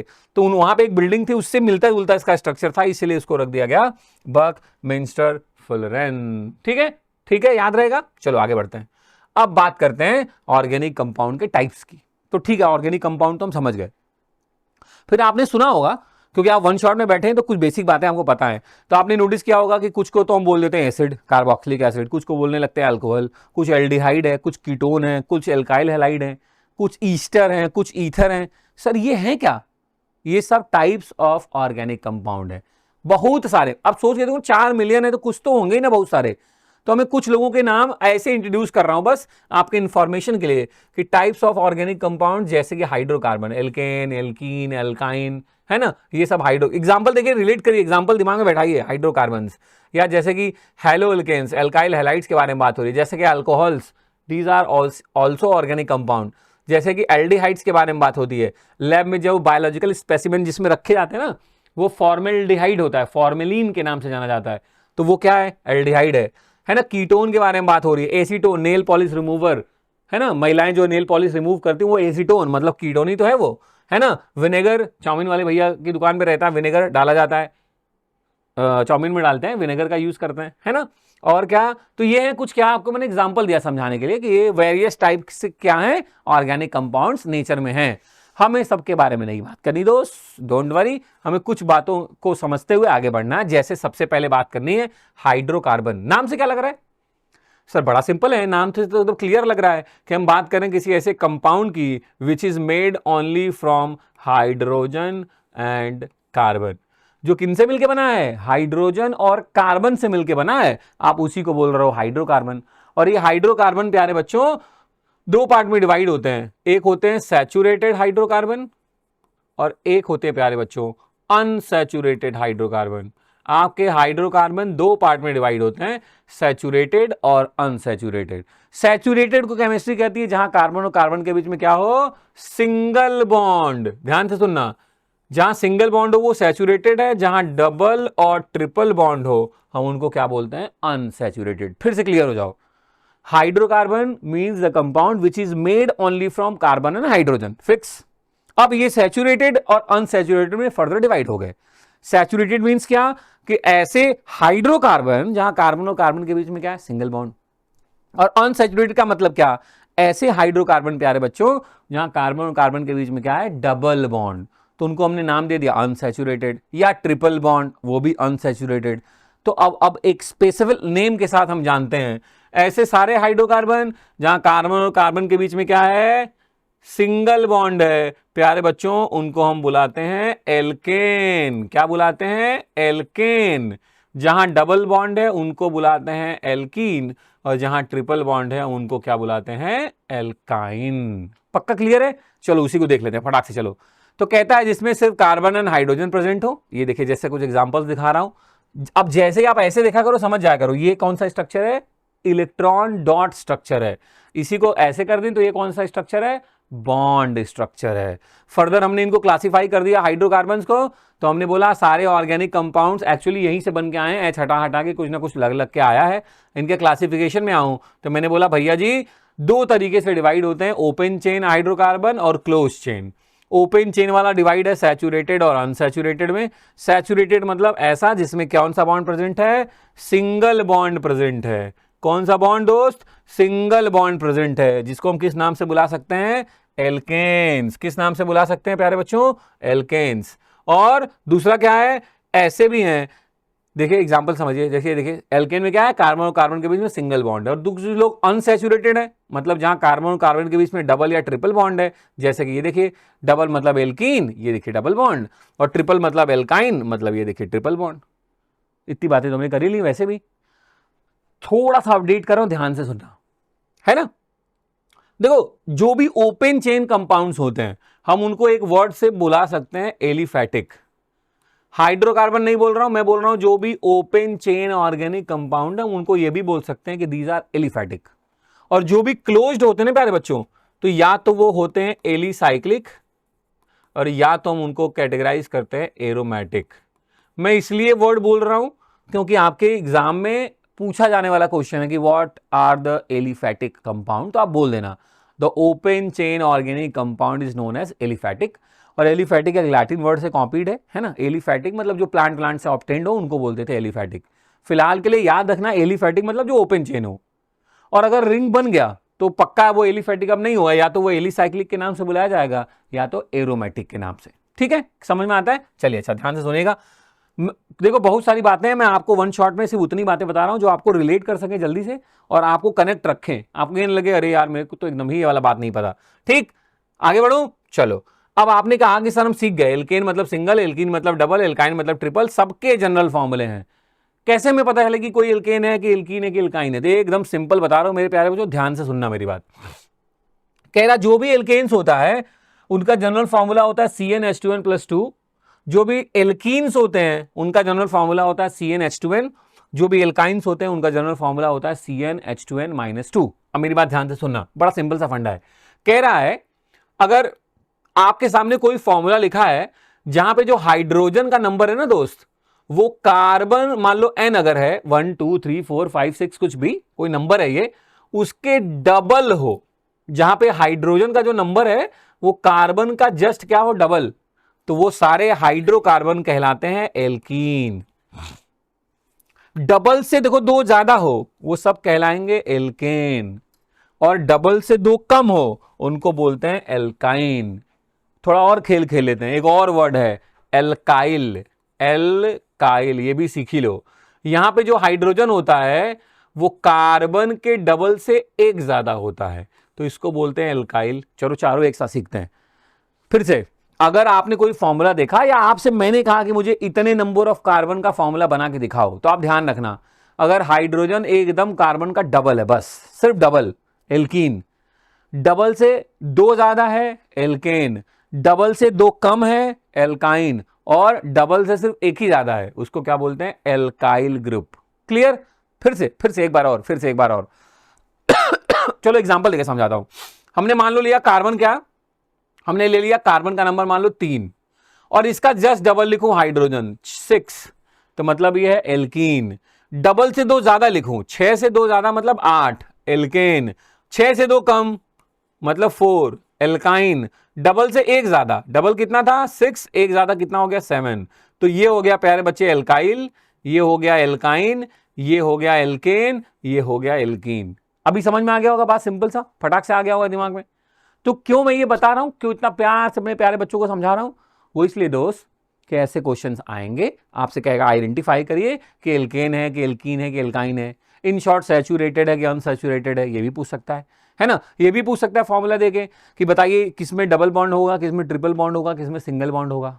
तो अगर आपने फॉर्मूला देख के समझ लिया दिमाग में, आपको सारे सवालों के जवाब खुद ब खुद मिल जाएंगे। ठीक, पक्का ना? तो आपने क्या नोटिस किया कि एल्केन्स मतलब एन मतलब रिप्रेजेंट करता है सिंगल को, इन रिप्रेजेंट करता है डबल को, और आइंस किसको रिप्रेजेंट करता है, ट्रिपल को। ठीक, और एल्क का मतलब क्या है? आपने बोला सर एन समझ में आ गया, इन समझ में आ गया, आइन समझ में आ गया। एल्क वर्ड किसको यूज करता है, नंबर ऑफ कार्बन को। किसको यूज करता है, नंबर ऑफ कार्बन। एक कार्बन के लिए एल्क कुछ और होगा, 2 के लिए कुछ और होगा, 3 के लिए कुछ और होगा। आपने पढ़ा है मेरे, इतना टेंशन को लेते हो। कहता है वो क्या है टेबल, तो चलिए फटाक से आपके लिए अपडेट करते हैं। कहानी कहती है कि अगर एक कार्बन होगा तो वो है मेथ, वैसे ही 2 होगा तो एथ, 3 होगा तो प्रोप, 4 होगा तो ब्यूट, 5 होगा तो पेंट, 6 होगा तो हेक्स। इससे ज्यादा पूछता नहीं, लेकिन फिर भी टेबल आपके सामने है, देख लीजिए। 7 होता तो हेप्ट, 8 होगा तो ऑक्ट, 9 होगा तो नोन, 10 होगा तो डेक। ठीक है, ये आपके रूट वर्ड की टेबल है, मतलब एल्क की जगह ये लेना है। उसके बाद एन, इन और आइन तो आप फॉर्मूला देख के लिख लेंगे, या बॉन्ड से आप आइडिया लगा लेंगे। ठीक है, तो ध्यान से रखिएगा आपके सामने। तो जल्दी से देखिए, अभी मैं समझा चुका हूं, फटाफट समझते हैं।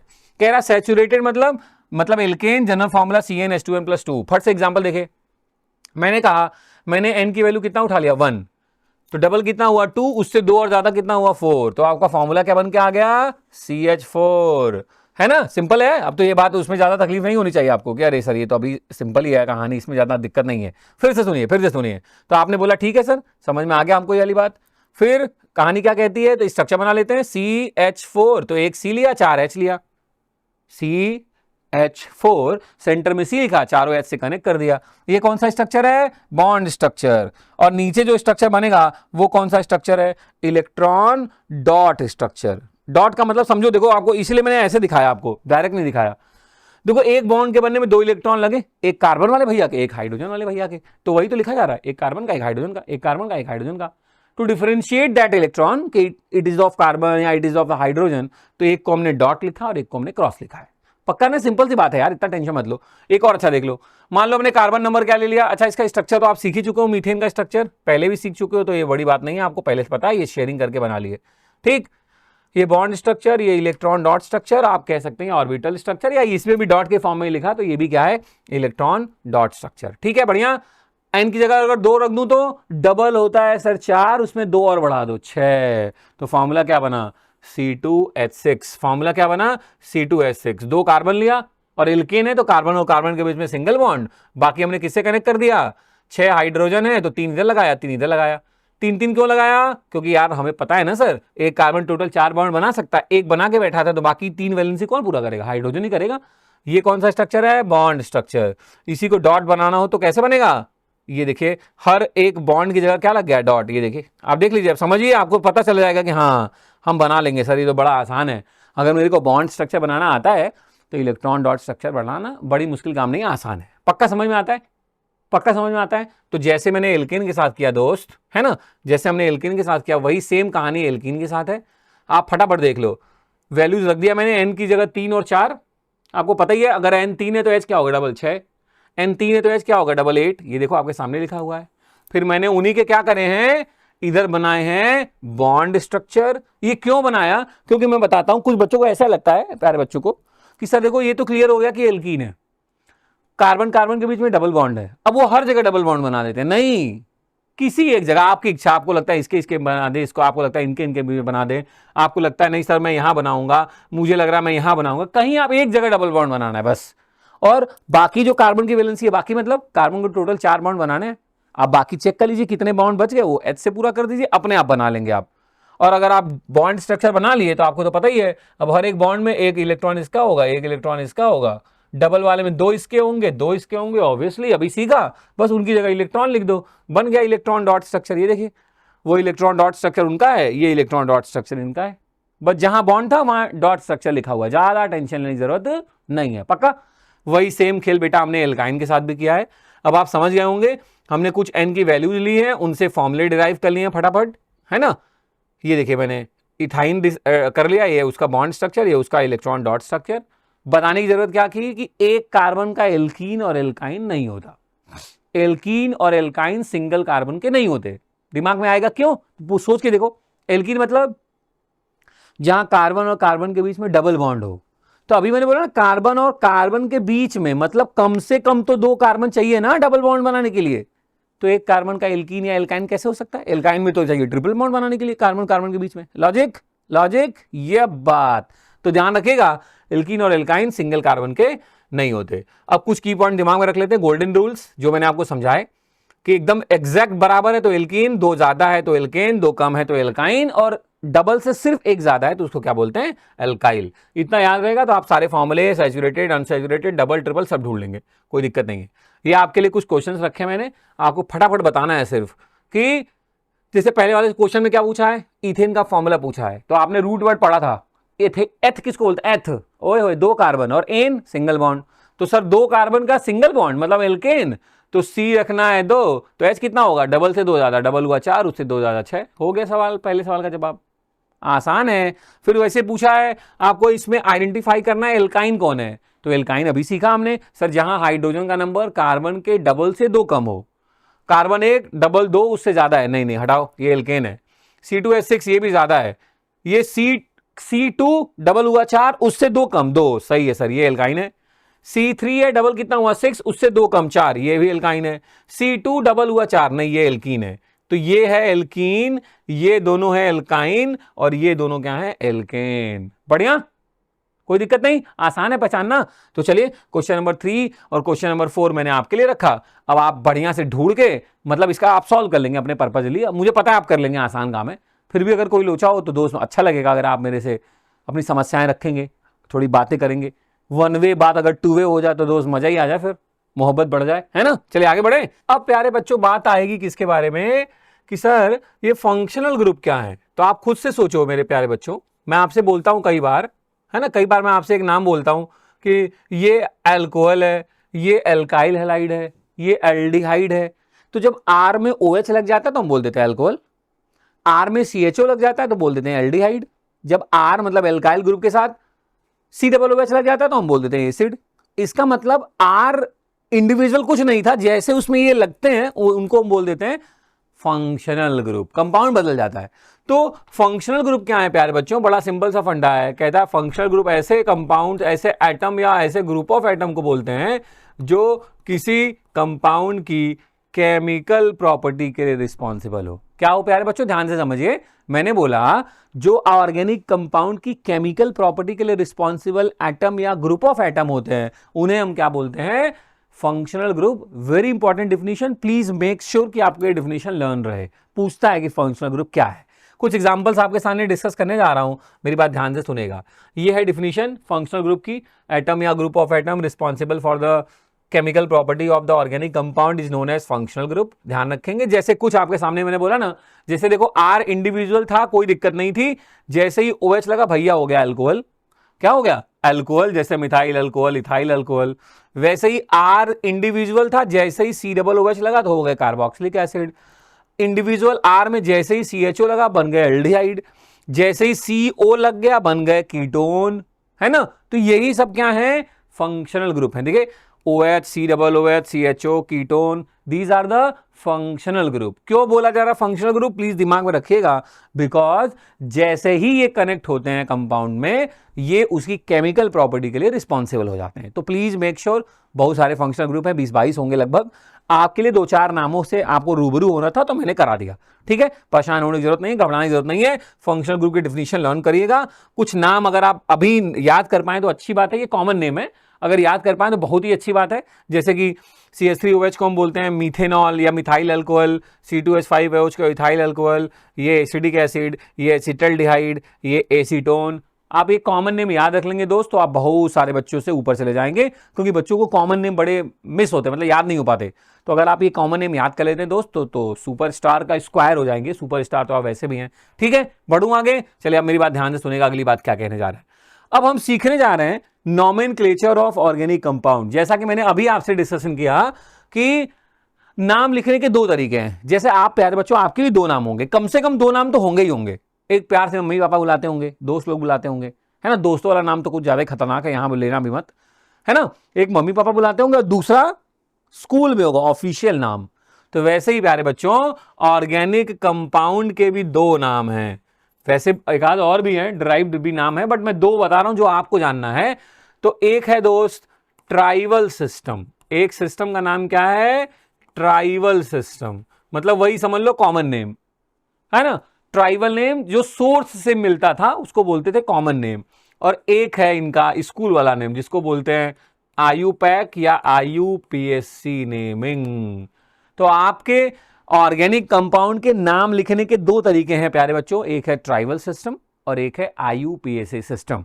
ट्राइवल सिस्टम किस पे काम करता है, on the basis of source, जो जहां से मिला या उसके फिजिकल प्रॉपर्टीज के बेसिस पे, खाने में कैसा लग रहा था वैसा, है ना, उसके बेसिस पे नाम रख देते हैं। जैसे यूरिया, ये ट्राइवल नेम है।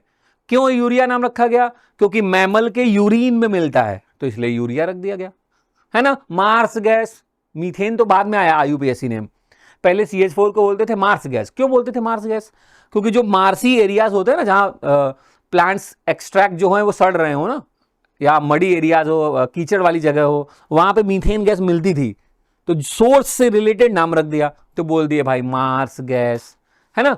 एसिटिक एसिड, एसिटम एक लैटिन वर्ड है जिसका मतलब होता खट्टा, सॉरिन टेस्ट। तो अपना जो कंपाउंड था वो सॉरिन टेस्ट था, तो उससे रिलेट कॉपी कर दिया, बोल दिए एसिटिक एसिड। ये सब ट्राइवल सिस्टम के नाम है दोस्त, क्योंकि ये नाम कहां से आए हैं, ये जिस सोर्स से ऑब्टेन्ड हुए हैं वहां से, या इनकी फिजिकल प्रॉपर्टी से रिलेट करके आए हैं, तो ये ट्राइवल सिस्टम का हिस्सा है। लेकिन ये तो ट्राइवल नेम है। हाँ, कुछ लोगों के ट्राइवल नेम उनके IUPAC से भी ज्यादा हिट होते हैं, आप अच्छे से जानते हो। कुछ लोगों के नाम ऐसे होते हैं कि जो इनका स्कूल का नाम है उससे कोई नहीं जान रहा, है ना। जैसे हनी सिंह, ये उसका ट्राइवल नेम है, स्कूल का नाम अलग है भाई, है ना। उसका स्कूल का नाम कुछ है, मतलब अजीब सा है, आप इस वाले नाम से ज्यादा उनको जानते हो।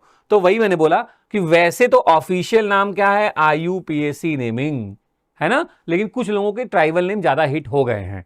उसका रिलेशन यहां से मत रखना, बस एग्जांपल के लिए दिया। तो ट्राइबल नेम मतलब which is based on the source, physical properties, colour, taste, है ना, उसके बेसिस पे। और IUPAC नेम किसके बेसिस पे है, on the basis of structure. किसके बेसिस पे, on the basis of structure. अब आपका एक जेन्युइन सवाल आ सकता है कि सर ट्राइबल था तो IUPAC की जरूरत क्यों आई। आप सोच के देखो, एक ही एसिड थोड़ा ना होंगे, बहुत सारे एसिड होंगे, वो भी खट्टा होगा, तो कैसे सबका नाम लिखेंगे? एसिडिक एसिड 1, एसिडिक एसिड 2 लिखेंगे? नहीं लिख सकते ना ऐसे, सब एसिडिक एसिड ही थोड़ा ना लिख देंगे। तो इसीलिए IUPAC आई। जब देखो शुरू में क्या थे, नंबर ऑफ ऑर्गेनिक कंपाउंड कम थे जब वाइटल फोर्स थ्योरी थी, तो ऐसे ट्राइबल नेमिंग था, ऐसे बोलते रहते थे। लेकिन जब नंबर ऑफ कंपाउंड बहुत सारे बनने लगे दोस्त, तो ये लोग अपनी समस्या लेके केमिस्ट्री की अदालत में गए। केमिस्ट्री की अदालत का नाम क्या है? IUPAC, international union of pure and applied chemistry. बोल सकते हो एक बार और आप मेरे साथ, international union of pure and applied chemistry. उसने बोला अच्छा नाम लिखने की दिक्कत है। अच्छा बाबू पहले कैसे नाम लिखते थे? तो इन्होंने बोला सर सोर्स के बेसिस पे लिखते थे। बोले बकलो लो तुम लोग, अब नाम लिखना है किसके बेसिस पे? स्ट्रक्चर के बेसिस पे, जिसका जैसा स्ट्रक्चर वैसा उसका नाम। तो याद रखिएगा, ट्राइबल सिस्टम काम करता है on the basis of source, और IUPAC सिस्टम काम करता है on the basis of structure. किसके बेसिस पे? On the basis of structure. अब अगर स्ट्रक्चर के बेसिस पे काम कर रहा है तो ध्यान से मेरी बात सुनना, तो इसका मतलब यह है कि उसके कुछ हिस्से हैं जो हमें ध्यान रखने हैं। वही कॉमन नेम या डिराइव्ड नेम था, है ना? ध्यान रखिएगा, आपको मेनली क्या यूज करना है? देखिए मेरी बात ध्यान सुनिए, आपको मेनली क्या यूज करना है जब भी आप IUPAC नेम लिखने जाते हैं? आपको सिर्फ 3 बातें अगर आप ढूंढना सीख गए, IUPAC लिखना सीख गए, क्या? रूट वर्ड, प्रीफिक्स और सफिक्स। किसी भी कंपाउंड का IUPAC नेम आपके सामने हो तो यकीन मानिए उनमें यही वाले कंपोनेंट्स लिखे होंगे, रूट वर्ड, सफिक्स और प्रीफिक्स। इन्हीं को एक ऑर्डर वाइज अरेंजमेंट में जोड़ दिया जाए विथ नंबरिंग, तो बन जाता है IUPAC नेमिंग। क्या बन जाता है? IUPAC naming. तो अब मेरी जिम्मेदारी ये है और आपकी जिम्मेदारी भी ये है कि जल्दी जल्दी सीखा जाए कि ये है क्या। तो दोस्त सबसे पहले किसी भी ऑर्गेनिक कंपाउंड का स्ट्रक्चर आप देखो तो सबसे पहले क्या लिखो? Root word. और रूट वर्ड का मतलब होता है number of carbon atom in longest chain. बोल ले मेरे साथ, या मन हो लिख रहे हो साथ में, तो शॉर्ट नोट्स बना रहे हो तो बना लो। रूट वर्ड का मतलब क्या? Number of carbon atom in longest chain. उसके बाद हम तुरंत ढूंढते हैं प्राइमरी सफिक्स। ये हमें क्या बताता है? Number of bonds between carbon atom. Come on, क्या बताता है? Number of bonds between carbon atom. फिर नंबर आता है सेकेंडरी सफिक्स का, भैया जी हमें किसके बारे में बताते हैं? फंक्शनल ग्रुप के बारे में। और फिर नंबर आता है प्रीफिक्स का, और भैया जी हमें किसके बारे में बताते हैं? इन तीनों के अलावा जो बच गया वो साइड चेन। क्या बोलते हैं? Side chain. चेन के साइड में जो लगा हो उसको बोलते हैं साइड चेन। तो भैया मेरे साइड चेन के बारे में बताते हैं। समझ में आया मैं क्या बोल रहा हूं? फिर से सुनो।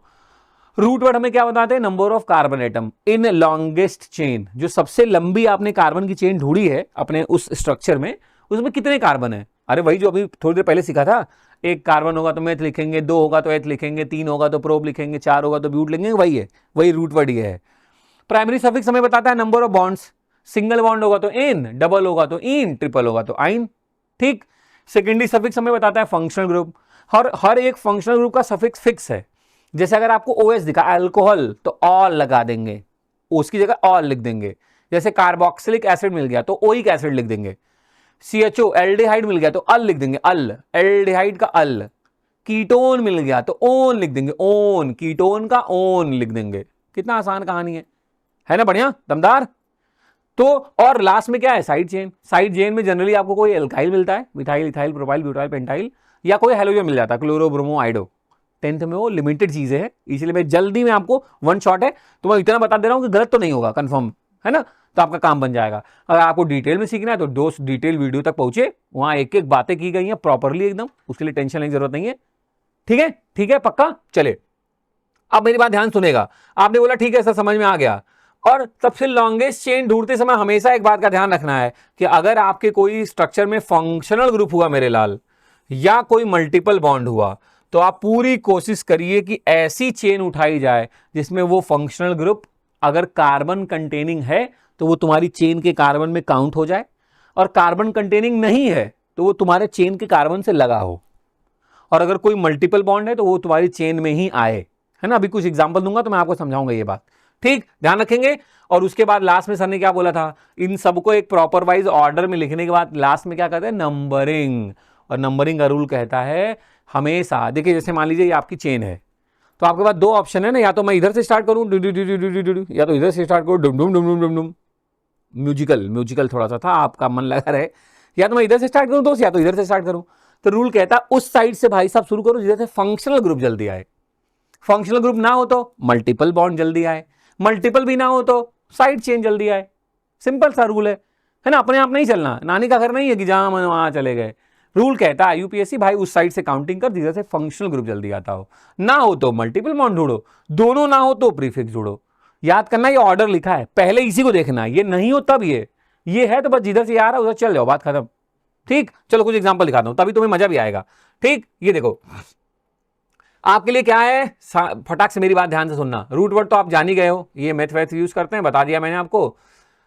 सफिक्स के लिए क्या यूज करते थे, अल्कोहल के लिए ऑल यूज करते हैं, ये सब आप पहले से आपको जानते हो, अभी मैंने डिस्कस कर दिया इसलिए मैं कह रहा हूं आपके लिए ज्यादा इंपॉर्टेंट नहीं है। सीधे आते हैं कहां पे, सीधे एग्जांपल्स। ये लीजिए आपके सामने एक पहला कंपाउंड आ गया। चलो लॉन्गेस्ट कार्बन चेन, साफ साफ दिख रहा है सर, ये है लॉन्गेस्ट कार्बन चेन। कितने कार्बन, 3। तो रूट वर्ड क्या हो गया, प्रॉप। रूट वर्ड क्या हो गया, देखो प्रॉप, सबसे पहले रूट वर्ड। फिर हमने नोटिस किया मेरी चेन में कार्बन और कार्बन के बीच में कैसा बॉन्ड है, सिंगल, तो क्या लिखते हैं, एन। ये देखो प्रोप के आगे एन लिख दिया। क्या मेरे स्ट्रक्चर में कोई सफिक्स है क्या, functional group OH CHO COOH CO, कुछ दिख रहा है क्या, नहीं है सर। फिर क्या लिखते हैं, prefix, side chain. Side chain दिख रहा है, अगर ये मेरी चेन है, हाँ, हाइड्रोजन का मच्छी खुच्ची उसको हम मानते भी नहीं, हलवा हो रहा है उसका, लड्डू मतलब मानते नहीं, जो छोटा बच्चा गेम में खेलता है उसका नहीं माना जाता, बस खेल रहा है। तो ऐसे एच को हम कुछ नहीं मानते, वो सिर्फ वैलेंसी मेंटेन करने के लिए है। और ये जो भाई साहब टंगे हैं ना, ये हैं साइड चेन, और इनका नाम क्या है, ब्रोमो। तो हमने लिख दिया रूट वर्ड के पहले ब्रोमो। अब क्या करें, नंबरिंग। क्या करें, सबसे लास्ट क्या है, नंबरिंग ही है भाई। हमने रूट वर्ड लिख दिया, प्राइमरी सफिक्स लिख दिया, सेकेंडरी सफिक्स लिख दिया, प्रीफिक्स लिख दिया, तो अब क्या करते हैं, नंबरिंग।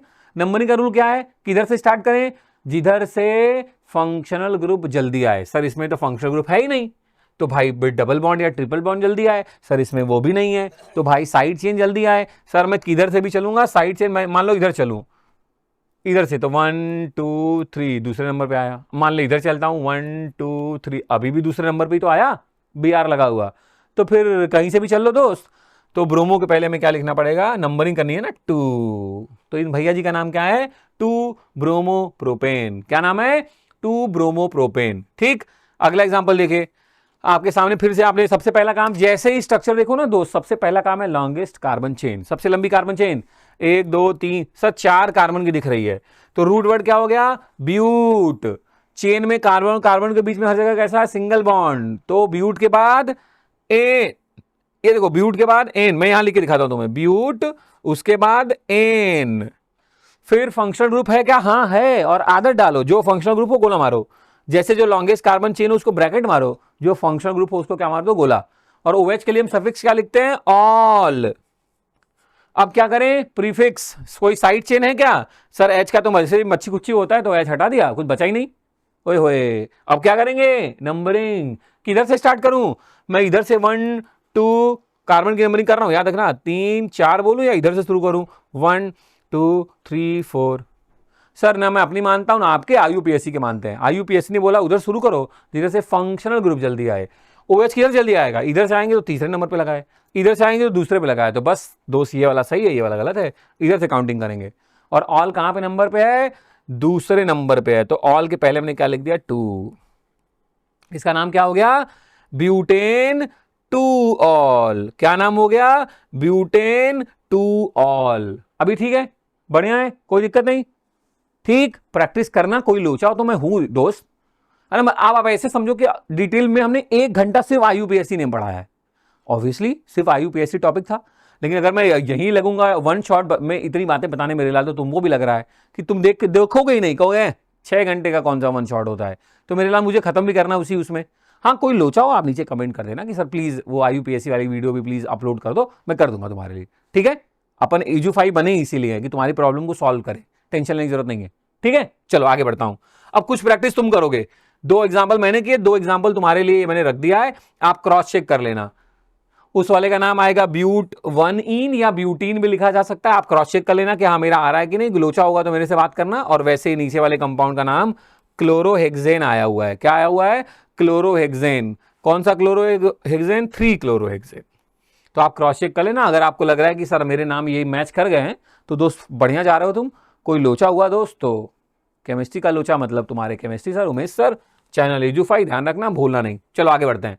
अब कह रहा है कि सर ठीक है आपने कुछ प्रैक्टिस के लिए दे दिया, इसके भी आप नाम प्रैक्टिस कर लेना। ये देखिए इसका आंसर है, क्रॉस चेक प्लीज कर लीजिएगा, कोई लोचा हो तो। मैंने फिर बोला कितनी बार याद दिलाऊं कि हमें याद करना है और कहीं याद नहीं करना है। ठीक है, ये इनके आंसर है, क्रॉस चेक कर लीजिएगा, स्क्रीनशॉट ले लीजिए, आप जो भी आपको करना है कर लीजिए, ये आपकी जिम्मेदारी है कि आपको ये सारे डिस्कशन करने हैं खुद से।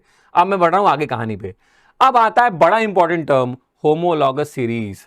एक बड़ा इंपॉर्टेंट टर्म आता है प्यारे बच्चे, क्या? Homologous series. अब मेरी बात ध्यान से सुनना, होमोलॉगस सीरीज की डिफिनीशन और उसके कैरेक्टरिस्टिक्स आपको याद होने ही चाहिए। मतलब आप मान के चलो कि बोर्ड के लिए इंपॉर्टेंट सवाल है, सर ने बोल दिया अभी। होमोलॉगस सीरीज की डिफिनीशन एकदम अच्छे से लर्न कर लेना।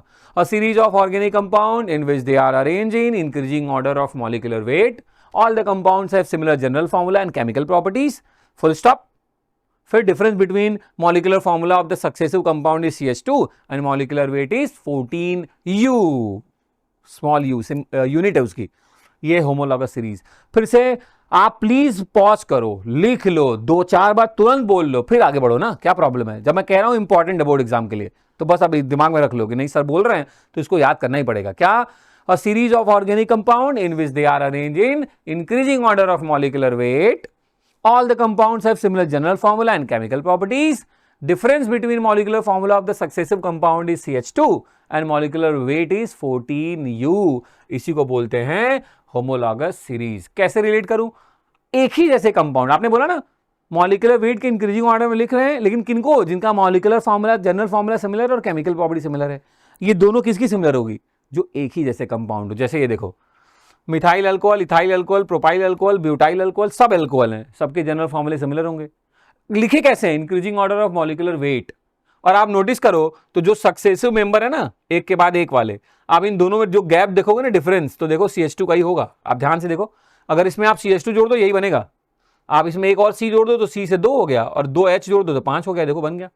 फिर इसमें भी डिफरेंस कितने का होगा? CH2 का ही होगा, जोड़ के देख लो।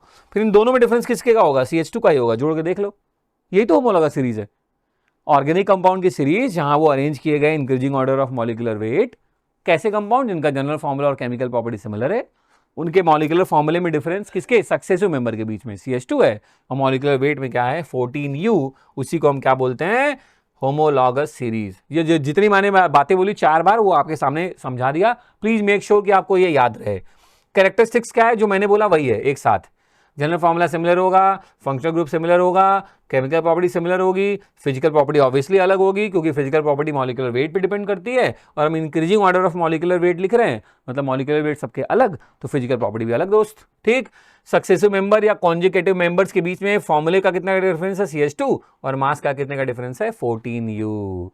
अब इंपॉर्टेंट हिस्सा ये है दोस्त कि हमें कुछ फंक्शनल ग्रुप, मतलब कुछ होमोलॉगस सीरीज के पहले मेंबर का नाम, कॉमन नेम, IUPAC नेम और फॉर्मूला अपडेट करना पड़ेगा। और ये बहुत बड़ी बात है। अगर आपने इसको, ये मतलब आपको लग रहा होगा ठीक है याद कर लेंगे, ये याद करने के बाद आपकी ऑर्गेनिक केमिस्ट्री के नाम की कहानी बहुत आसान हो जाएगी, है ना। जैसे मैं क्या बोल रहा हूं, क्या याद करना है? एल्केन जनरल फॉर्मूला आपको याद है, पहला मेंबर क्या है? CH4। उसका कॉमन नेम क्या है? Marsh gas. उसका IUPAC नेम क्या है? मीथेन। ऐसे करके एल्केन का, एल्कीन का, एल्काइन का, हेलोजन का, एल्कोहल का, ईथर, एल्डिहाइड, कीटोन, अगर आपको दो सबके पहले मेंबर का formula, common name, IUPAC name याद हो गया, तो सच बता रहा हूं ऑर्गेनिक में बहुत सारी चीजें ऐसे उंगली पे हो जाएंगे। फायदा क्या है सोचो, अगर आपको पहले मेंबर का नाम याद हो गया तो दूसरे या याद नहीं करना है, क्योंकि CH2 जोड़ दो दूसरा बन गया, फिर CH2 जोड़ दो तीसरा बन गया, फिर CH2 जोड़ दो चौथा बन गया। तो अगर आपको सबके पहले का याद है तो फिर उसके आगे जितने भी मेंबर बनाने होंगे आप बना लोगे ना, क्या प्रॉब्लम है। और IUPAC नेम सीख ही लिया आपने, तो IUPAC तो वैसे भी नहीं रटना है, वो तो आपको लिखना आता है, आप सीख चुके हैं, आप लिख देंगे। कॉमन नेम आपको निपटाने सबके पहले और दूसरे मेंबर के बस, क्योंकि उसके बाद IUPAC आ गई थी तो सबका IUPAC नेमिंग करते हैं। कॉमन नेम सिर्फ पहले और दूसरे एलिमेंट तक ही लिमिट है। तो आप अगर ध्यान रख गए दोस्त तो समझ लो मजा ही आ गया। तो ये आपके लिए टेबल बहुत ज़्यादा इंपॉर्टेंट है, आप इसको याद करिए, खुद को सुनाइए, खुद से बात करते हुए सुनाइए कि पहला मेंबर ये, पहला मेंबर ये, पहला मेंबर ये, उसका नाम ये। किसी दोस्त को अच्छे से बैठा के समझा दीजिए, उसका भी भला हो जाएगा और आपका एकदम सॉलिड हो जाएगा, है ना। बस करिए। लेकिन होमोलॉगस सीरीज, कैरेक्टरिस्टिक्स और सबके पहले मेंबर के नाम और कॉमन नेम और फॉर्मूले दोस्त बड़े इंपॉर्टेंट हैं, इसीलिए पूरी टेबल मैंने आपके लिए ऐसे बनाई, आपको कहीं मिलेगी नहीं ऐसी बनी बनाई टेबल। प्लीज मेक श्योर कि आपको ये याद रहे, बहुत इंपॉर्टेंट है। इसलिए बहुत प्यार से कह रहा हूं कि अपने सुपरस्टार बने रहने के लिए ये अपडेट रखना पड़ेगा आपको, ठीक है। कहानी को बढ़ा रहा हूं आगे, ठीक। अब बात करते हैं केमिकल प्रॉपर्टीज, ऑर्गेनिक कंपाउंड की केमिकल प्रॉपर्टीज के बारे में कि ऑर्गेनिक कंपाउंड की केमिकल प्रॉपर्टीज क्या है। तो मैं आपको पहले से बता दूं, हमें सिर्फ 3 बातें केमिकल प्रॉपर्टीज में करनी है। पहला, उनको जला वाला देंगे कंबस्शन, तब क्या होने वाला है। दूसरा, वो रिएक्शन करते हैं एक फेवरेट वाली सब्सटीट्यूशन, उसके बारे में बात करेंगे। और तीसरी बात हम लोग करेंगे प्यारे बच्चे एडिशन के बारे में। ये 3 केमिकल प्रॉपर्टी हमें पढ़नी है और यहां से बहुत सारे रिएक्शन और गिव रीजंस भी आपके लिए इंपॉर्टेंट हो जाते हैं। ठीक, वन शॉट में हूं तब भी मैं इतनी बात जरूर आपसे करूंगा कि आपको मजा भी आ जाए, समझ में भी आ जाए। तो चलो शुरू करते हैं। सबसे पहले हम बात करने जा रहे हैं कंबस्शन, महिलाओं का फेवरेट। मजाक कर रहा हूं बच्चों, आप लोग सीरियस मत लेना। आग लगाना, कंबस्शन पहली प्रॉपर्टी क्या है, आग लगानी, है ना। कहता है कि आग लगाने के 2 रास्ते हैं। पहला, बहुत सारे ऑक्सीजन के प्रेजेंस में लगाओ, तो बहुत सारा ऑक्सीजन, ऑक्सीजन क्या है, सपोर्टर ऑफ कंबस्शन, तो अच्छे से जला देगा। तो जो प्रोडक्ट बनता है वो CO2 और H2O बनता है, हीट और लाइट के साथ ऑब्वियसली। क्या, अगर आप कंबस्शन को बहुत सारे ऑक्सीजन के प्रेजेंस में करते हैं तो उस कंबस्शन को बोलते हैं प्यारे बच्चों कंप्लीट कंबस्शन। और अगर लिमिटेड ऑक्सीजन की सप्लाई में करते हैं, है ना, कम ऑक्सीजन रख के, तो उस कंबस्शन को बोलते हैं इनकम्प्लीट।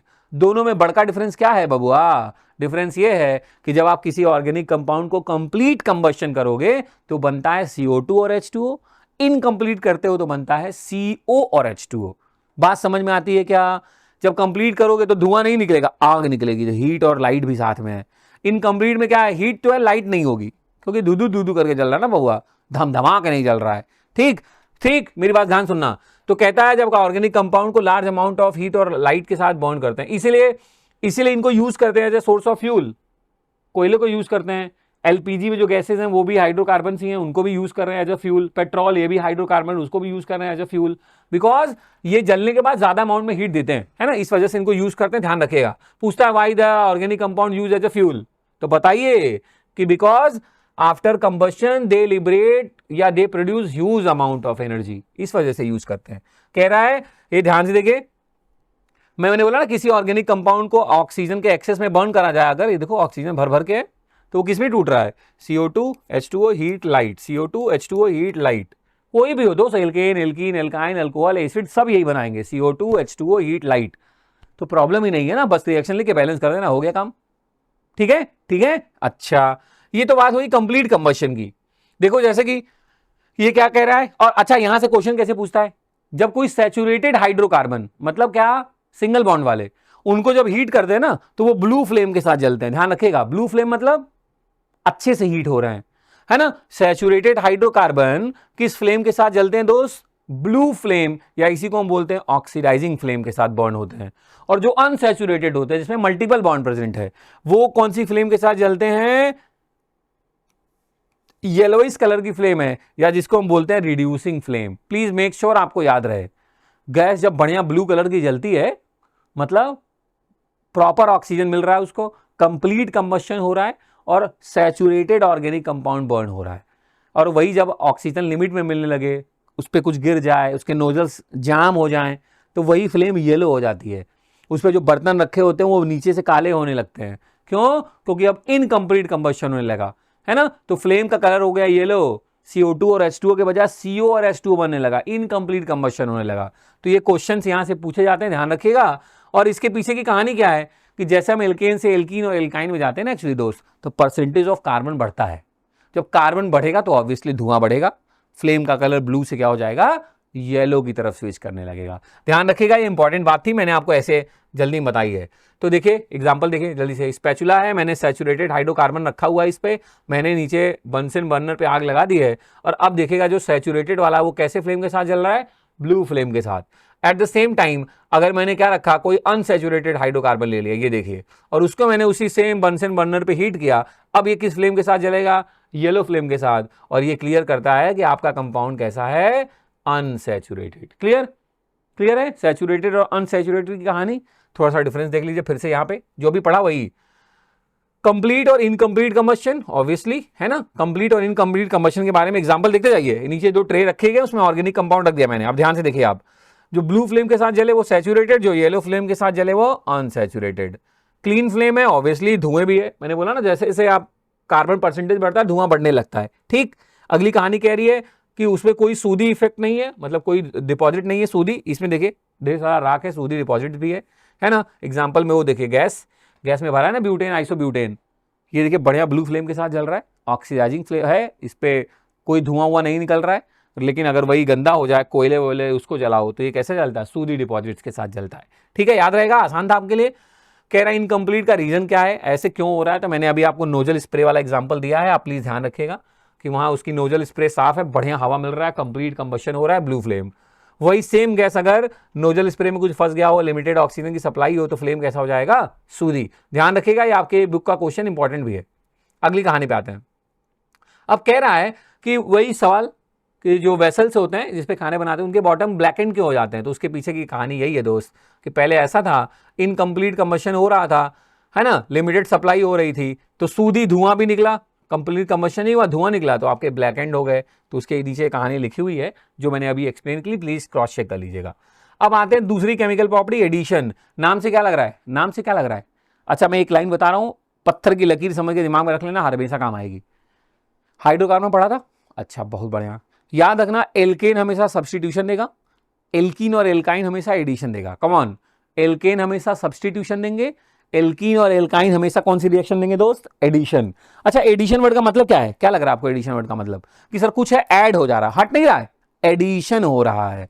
तो याद रखिएगा, एडिशन के लिए important line, unsaturated compound converted into saturated.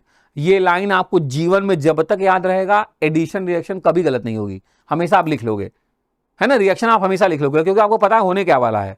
Unsaturated compound convert into saturated, मतलब जो भी डबल या ट्रिपल है बाद में हो जाएगा सिंगल बॉन्ड।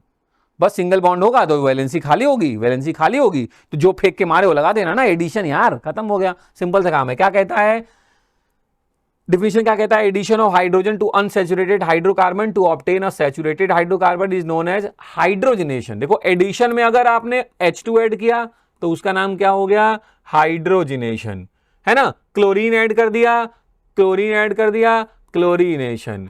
H2O ऐड कर दिया, हाइड्रेशन। ब्रोमीन ऐड कर दिया, ब्रोमीनेशन।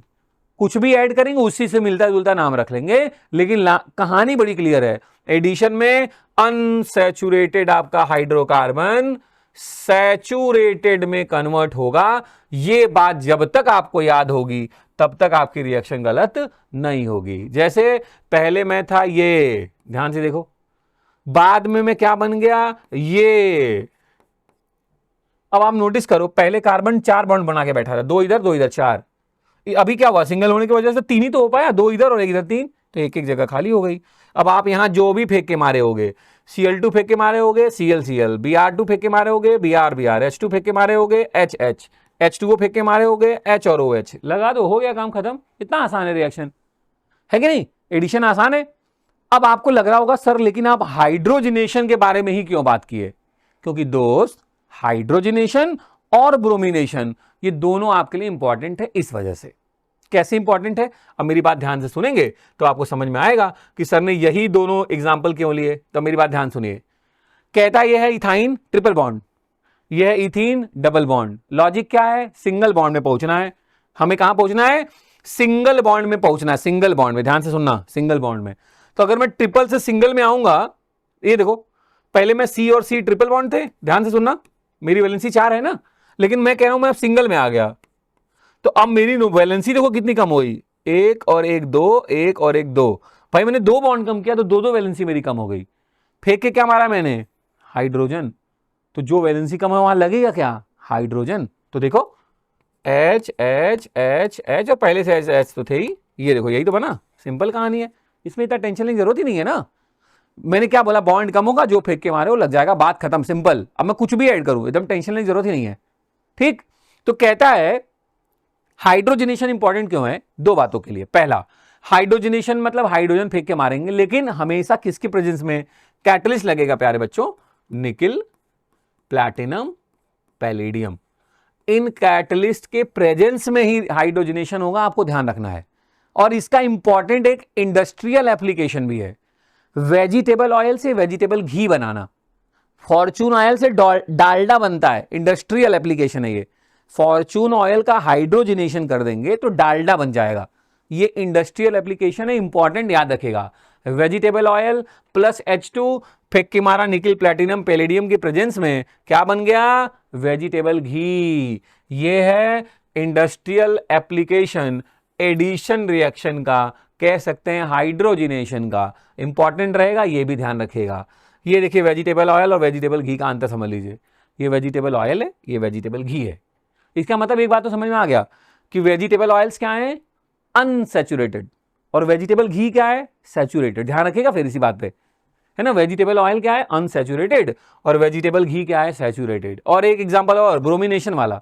देखो डबल हुआ, इधर आके सिंगल हो गया, दो जगह खाली हो गई, BR लगा दिया। इंपॉर्टेंट क्यों है? क्योंकि ब्रोमीन का जो कलर होता है ना प्यारे बच्चों, वो होता है ब्राउनिश रेड। कैसा होता है? Brownish red. तो पहले ब्रोमीन का कलर था ब्राउनिश रेड, लेकिन जब वो एल्कीन के साथ रिएक्शन करके इसमें कन्वर्ट हुआ, अब देखो ध्यान से क्या हो गया? कलरलेस। तो ये टेस्ट की तरह यूज करते हैं, इसको बोलते हैं ब्रोमीन वाटर टेस्ट या बोलते हैं अनसैचुरेशन टेस्ट। कैसे? आपके पास दो टेस्ट ट्यूब है, किसी एक में सैचुरेटेड रखा है, किसी एक में अनसैचुरेटेड। आपसे पूछा जाए भाई मेरे को पता नहीं, बताओ कैसे, क्या करोगे? दोनों में दो दो ड्रॉप ब्रोमीन वाटर ऐड कर देना। जहां ब्रोमीन वाटर का कलर ऐड करने के बाद गायब हो जाए, डीकलराइज, मिल गया तुम्हें, वो अनसैचुरेटेड है। वो अनसैचुरेटेड है, यही तो ढूंढना था। इसलिए इसको बोलते हैं अनसैचुरेशन टेस्ट या ब्रोमीन वाटर टेस्ट। एग्जांपल ए देखो तो दोस्त, देखो वो ब्रोमीन वाटर पहले ऐसा था जैसे किसी एल्कीन या एल्काइन में मिलाओगे ऐसा हो जाएगा, कलरलेस। अरे वर्किंग देखो तुम यार, तुम्हारे लिए क्या बात कर दिया तुमने। ये देखो मेरी बात ध्यान सुनना, ये देखो परफॉर्म कर रहे हैं एक्सपेरिमेंट।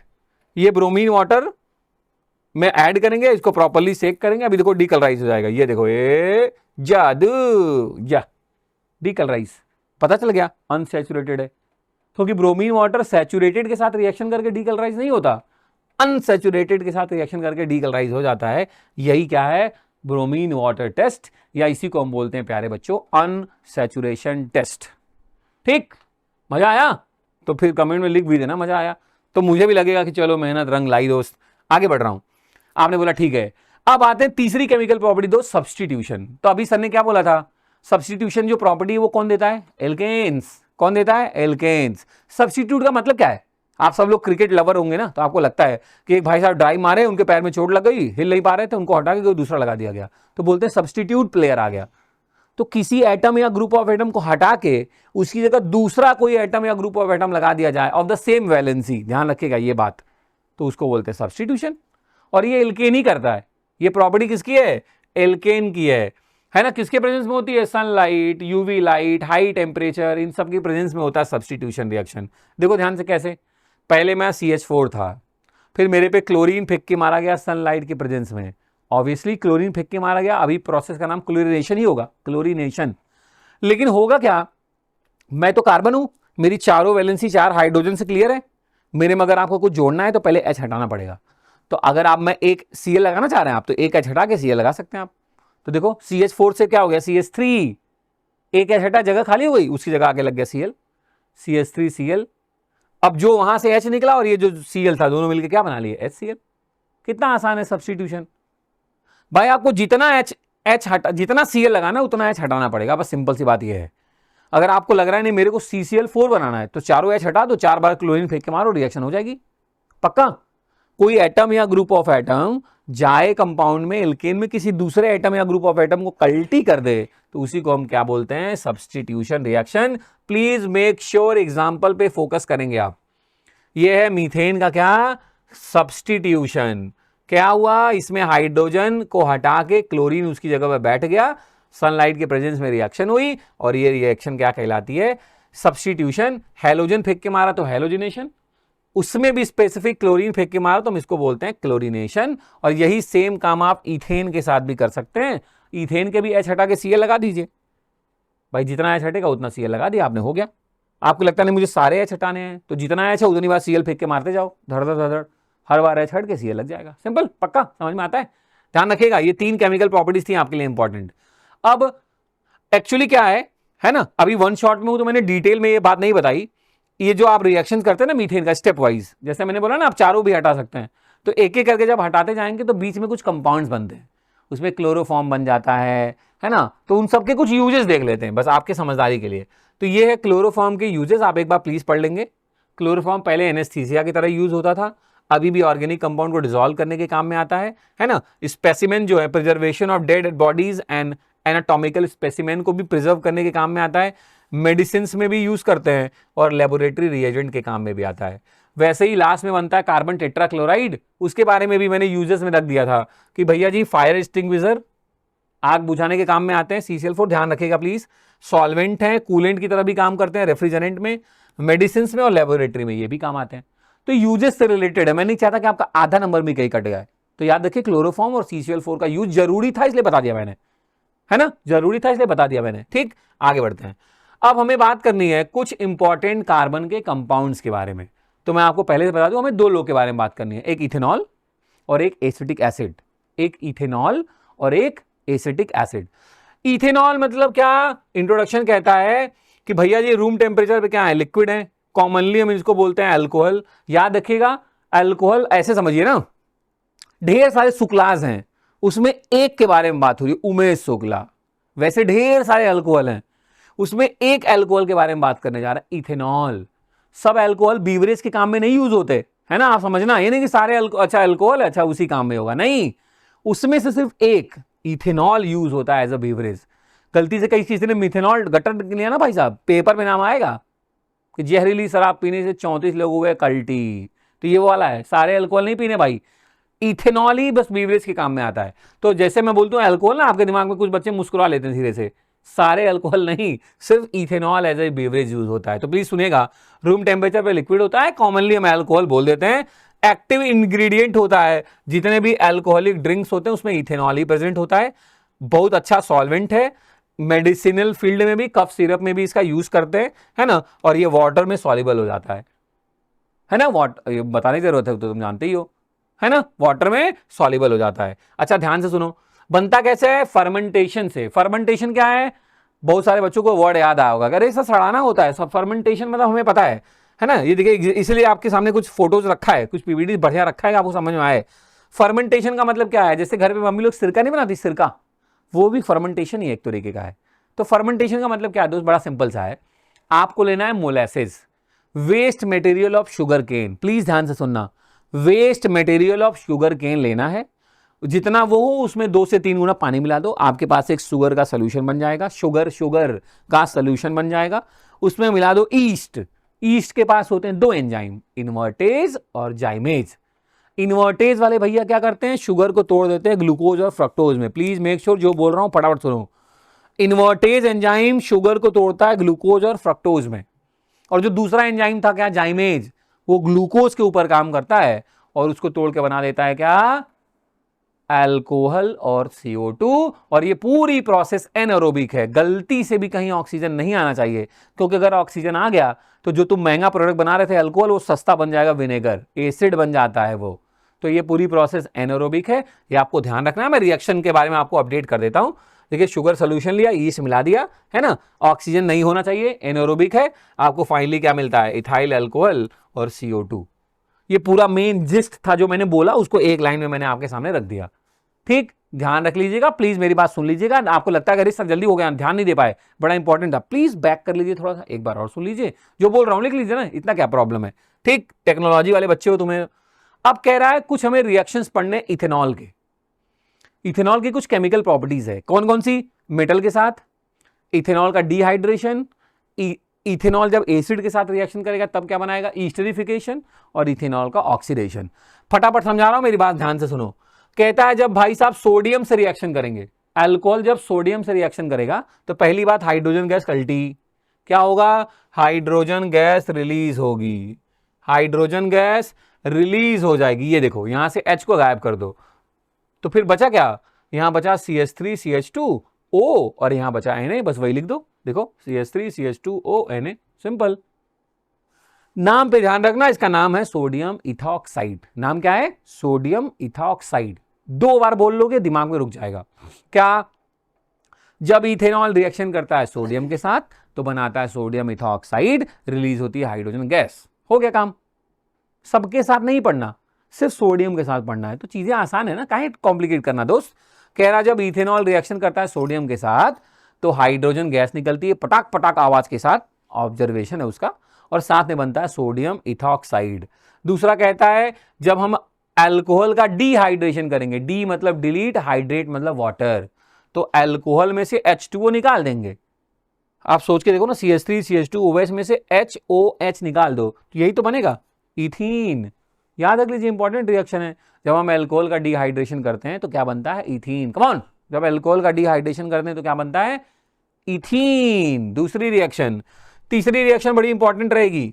ऑक्सीडेशन क्या कहता है कि जब हम इथेनॉल का ऑक्सीडेशन करते हैं, और ऑक्सीडेशन हवा में तो होगा नहीं, हमें जरूरत पड़ेगी ऑक्सीडाइजिंग एजेंट की। तो कहता है जब हम इथेनॉल का ऑक्सीडेशन करते हैं ऑक्सीडाइजिंग एजेंट के साथ, नाम पे प्लीज फोकस करेंगे, एसिडिफाइड K2Cr2O7 या एल्केलाइन K1O4। कम ऑन, क्या? एसिडिफाइड K2Cr2O7 या एल्केलाइन K1O4 के साथ, तो वही अल्कोहल उतने ही कार्बन के एसिड में कन्वर्ट हो जाता है, इथेनॉल बना लेता है इथेनोइक एसिड। और last important reaction that is esterification. तो जैसे आपको अभी एक चीज एकदम अच्छे से याद हो गई है कि जब एसिड और बेस मिलते हैं तो बनता है सॉल्ट एंड वाटर, रिएक्शन का नाम न्यूट्रलाइजेशन। वैसे अब ये वाली रिएक्शन भी जहन में बैठा लीजिए कि जब एसिड और अल्कोहल मिलेंगे तो बनेगा ईस्टर और वाटर, और प्रोसेस का नाम होगा ईस्टरिफिकेशन। जब एसिड और अल्कोहल मिलेंगे तो बनेगा ईस्टर और वाटर, और प्रोसेस का नाम होगा ईस्टरिफिकेशन। तो 4 केमिकल प्रॉपर्टीज है दोस्त, और ईस्टरिफिकेशन कॉन्ग H2SO4 के प्रेजेंस में होता है। प्लीज मेक श्योर ये लाइन भी आपको याद रहे। 4 केमिकल प्रॉपर्टी कौन कौन सी? अल्कोहल मेटल के साथ रिएक्शन करेगा, बनाएगा मेटल एल्कोक्साइड। मैं बताता हूं, इथेनॉल जब सोडियम से रिएक्शन करेगा बनाएगा सोडियम इथॉक्साइड, रिलीज होगी हाइड्रोजन गैस। याद करो, जब इथेनॉल का डिहाइड्रेशन करेंगे तो बनेगा इथीन प्लस H2O। जब इथेनॉल पे फेंक के मारेंगे एसिड तो रिएक्शन हो जाएगा ईस्टरिफिकेशन और बन जाएगा ईस्टर। कौन सा ईस्टर? Ethyl ethanoate. बोलो, इथाइल इथेनोएट। कौन H2SO4 के प्रेजेंस में रिएक्शन होती है, ध्यान रखिएगा, पूछा गया है क्वेश्चन कि कौन सा कैटलिस्ट कौन सा किस एसिड के प्रेजेंस में होता है। और तीसरा क्या था कि जब हम इथेनॉल को ऑक्सीडाइज करेंगे ऑक्सीडाइजिंग एजेंट के प्रेजेंस में, which is used as a acidified K2Cr2O7 या एल्कलाइन K1O4, तो बनेगा एसिड। ये चारों केमिकल प्रॉपर्टी आपको याद होनी चाहिए। 3 बार 4 बार बोल लो, जाओ जो मिल जाए उसको सुना दो, मतलब जो तुम्हें सुनने वाला हो, ऐसे ना रोड पकड़ किसी को ना सुना देना, है ना। प्लीज याद हो जाएगा तुम्हें, ध्यान रखना। अब क्या कह रहा है, ध्यान से मेरी बात सुनना, ठीक। ये तो चलो हो ही गया ना। अब हम बात करने वाले हैं दूसरे वाले भैया जी के बारे में। क्या? दूसरे भैया जी कौन है? Ethanoic acid. 2 कंपाउंड पढ़ने थे, एक था इथेनॉल और दूसरे भैया जी क्या है? Ethanoic acid. मॉलिक्यूलर फॉर्मूला आपको अच्छे से पता है, अभी यूज किया था थोड़ी देर पहले, CH3COOH, IUPAC name ethanoic acid, common name acidic acid, molecular weight 60, structure बनाया जाए तो ऐसे, एक C3 है CH3, फिर COOH, C double bond O, फिर O, फिर H। ठीक है, समझ में आता है। हमें इनके बारे में क्या पढ़ना है? इनकी कोई प्रिपरेशन नहीं पढ़नी, हमको इनकी केमिकल प्रॉपर्टी पढ़नी है। और अगर आपने एसिड बेस एंड सॉल्ट पढ़ा है दोस्तों, आपको ये केमिकल प्रॉपर्टी आती है। कैसे? है तो एसिड ही ना, तो एसिड मेटल से रिएक्शन करेगा तो क्या बनाएगा? Salt and hydrogen. एल्किल से रिएक्शन करेगा तो क्या बनाएगा? Salt and water, neutralization. Metal के कार्बोनेट या बाइकार्बोनेट के साथ करेगा तो क्या बनाएगा? Salt, water, CO2। वही होगा, यहां भी होगा। और अभी उल्टा, अल्कोहल एसिड से रिएक्शन करे या एसिड अल्कोहल से रिएक्शन करे, रिएक्शन ईस्टरिफिकेशन होगी और बनेगा ईस्टर और वाटर। तो ये chemical reaction please make sure आप निपटा लीजिए। ये देखिए, ध्यान से सुनिए, कह रहा है कॉमनली हम इसको बोलते हैं ग्लेशियल एसिडिक एसिड। ध्यान रखिएगा, ये क्वेश्चन इंपॉर्टेंट था इसलिए मैंने अभी तुरंत बताया। प्योर एसिडिक एसिड है ना जो आइस लाइक क्रिस्टल बना लेता, आइस, ग्लेशियर, आइस, इसलिए उसको बोलते हैं ग्लेशियल एसिडिक एसिड। क्या बोलते हैं? Glacial acidic acid. और विनेगर में 2 to 8% प्रेजेंट होता है एसिडिक एसिड, ध्यान रखिएगा। ठीक, ये भी इंपॉर्टेंट सवाल था। अब फटाफट देखिए फिर, 5 to 8%। ठीक, चलिए आगे आगे आगे आते मेरे लाल। इसको पिकल्स में प्रिजर्वेटिव की तरह यूज करते हैं। प्रॉपर्टीज के बारे में बात करें, बिल्डिंग पॉइंट याद करने की कोई जरूरत है नहीं, है ना। फ्रोजन एसिडिक एसिड को ग्लेशियल बोलते हैं, बता ही दिया मैंने। ये आप भैया फटाफट केमिकल प्रॉपर्टी सुनो। मेटल जब एसिड से रिएक्शन करेगा तो बनेगा सॉल्ट और रिलीज होगी हाइड्रोजन गैस। सेम वही, हाइड्रोजन हटाओ, जो बच गया उसको लिख दो इसके साथ, CH3COONA, sodium acetate, IUPAC name sodium ethanoate. नाम इंपॉर्टेंट है, 2 बार बोल चुका हूं, प्लीज एकदम दिमाग लगा के बैठो। Sodium acetate common name, sodium ethanoate IUPAC name. ठीक, वैसे ही भैया ने जब एल्कली के साथ रिएक्शन किया तो सॉल्ट एंड वाटर, चूंकि मेटल अभी भी वही है तो सॉल्ट भी वही बनेगा, CH3COONA और वाटर। भैया का एस्टरिफिकेशन पहले से पढ़ा हुआ है आपका, सोडियम बाइकार्बोनेट के साथ क्या बनाएंगे? Salt, water, CO2। चूंकि अभी भी मेटल Na ही है तो अभी भी सॉल्ट वही बनेगा, CH3COONA, सॉल्ट वाटर CO2। ठीक, एसिडिफिकेशन थोड़ी देर पहले पढ़ाई। ये हो गई आपकी एसिड्स की केमिकल प्रॉपर्टीज। तो दो कंपाउंड थे, अल्कोहल और एसिड, ये भी निपटा लिया। अब आते हैं दोस्त, छोटा सा एग्जांपल से देख लेते हैं। ये देखिए पूरा, देखिए मैं ये क्यों आपको रखता हूं, क्योंकि आपको पहचानना आ जाए, लैब में आप जाओगे तो आपको पता हो। इसको बोलते हैं बर्नर, ये है ट्राइपॉड स्टैंड, इसको बोलते हैं वायर गॉज, ये है आपका बीकर, इसमें रखा है वाटर, उसके अंदर रखा हुआ है रिएक्शन मिक्सचर, है ना। अब ध्यान से सुनिएगा क्या हो रहा है, नोटिस करिएगा, है ना। अब हम क्या करते हैं इसमें, ये वही वाली रिएक्शन है, ईस्टरिफिकेशन वाली रिएक्शन है। कौन सी वाली रिएक्शन है, ईस्टरिफिकेशन वाली रिएक्शन को यहाँ पे परफॉर्म करा जा रहा था, ऐसे समझाने के लिए। अब दो बातें सीख लीजिए, एग्जाम के लिए वेरी इंपॉर्टेंट। कैसे पता करेंगे कि मेरे पास जो कंपाउंड है वो अल्कोहल है, तो कह रहा है, पहला कह रहा है कैसे, सोडियम मेटल के साथ रिएक्ट कराएंगे, अगर हाइड्रोजन गैस निकलती है, मतलब एक गैस निकलेगी जो पॉप साउंड के साथ बर्न होगी, हमें पता चल जाएगा कि अल्कोहल है। या हम ईस्टर के साथ रिएक्ट कराएंगे, या हम एसिड के साथ रिएक्ट कराएंगे अल्कोहल को, तो बनेगा ईस्टर। ईस्टर पता है जब बनता है तो स्वीट स्मेलिंग गैस प्रोड्यूस होती है, स्वीट स्मेलिंग मतलब कुछ मीठा मीठा महकेगा, फ्रूटी फ्रूटी स्मेल आएगी। बस आप समझ लेना कि आपने जिससे रिएक्ट किया वो तो एसिड है, तो इसका मतलब जो जिसको आपने रिएक्ट कराया वो क्या है, अल्कोहल। तो दो तरीके हैं पहचानने के, फिलहाल के लिए क्या है, एक तो सोडियम के साथ करोगे हाइड्रोजन गैस निकली तो भी अल्कोहल है, और एसिड के साथ रिएक्शन कराया स्वीट स्मेलिंग गैस आई तो भी, है ना। एक और देखो, यह है यूजेस ऑफ इथाइल अल्कोहल। आप प्लीज 2 मिनट पढ़ लेंगे आप इसको, यूजेस क्या है आपके लिए जरूरी है, यहां से कुछ सवाल कभी कभी बन जाते हैं। फिर वही बात आती है कि एसिड का टेस्ट कैसे करें, तो फिर से वही बात है, NaSCO3 या Na2CO3 के साथ करोगे तो CO2 गैस निकलेगी, वो which turns lime water milky, इसका मतलब वो एसिड है। या फिर से वही ईस्टर वाली कहानी, कब एसिड को अल्कोहल के साथ ट्रीट करो, अगर आपको स्वीट स्मेलिंग गैस आती है तो मतलब ईस्टर है। ठीक है, ध्यान रखिएगा।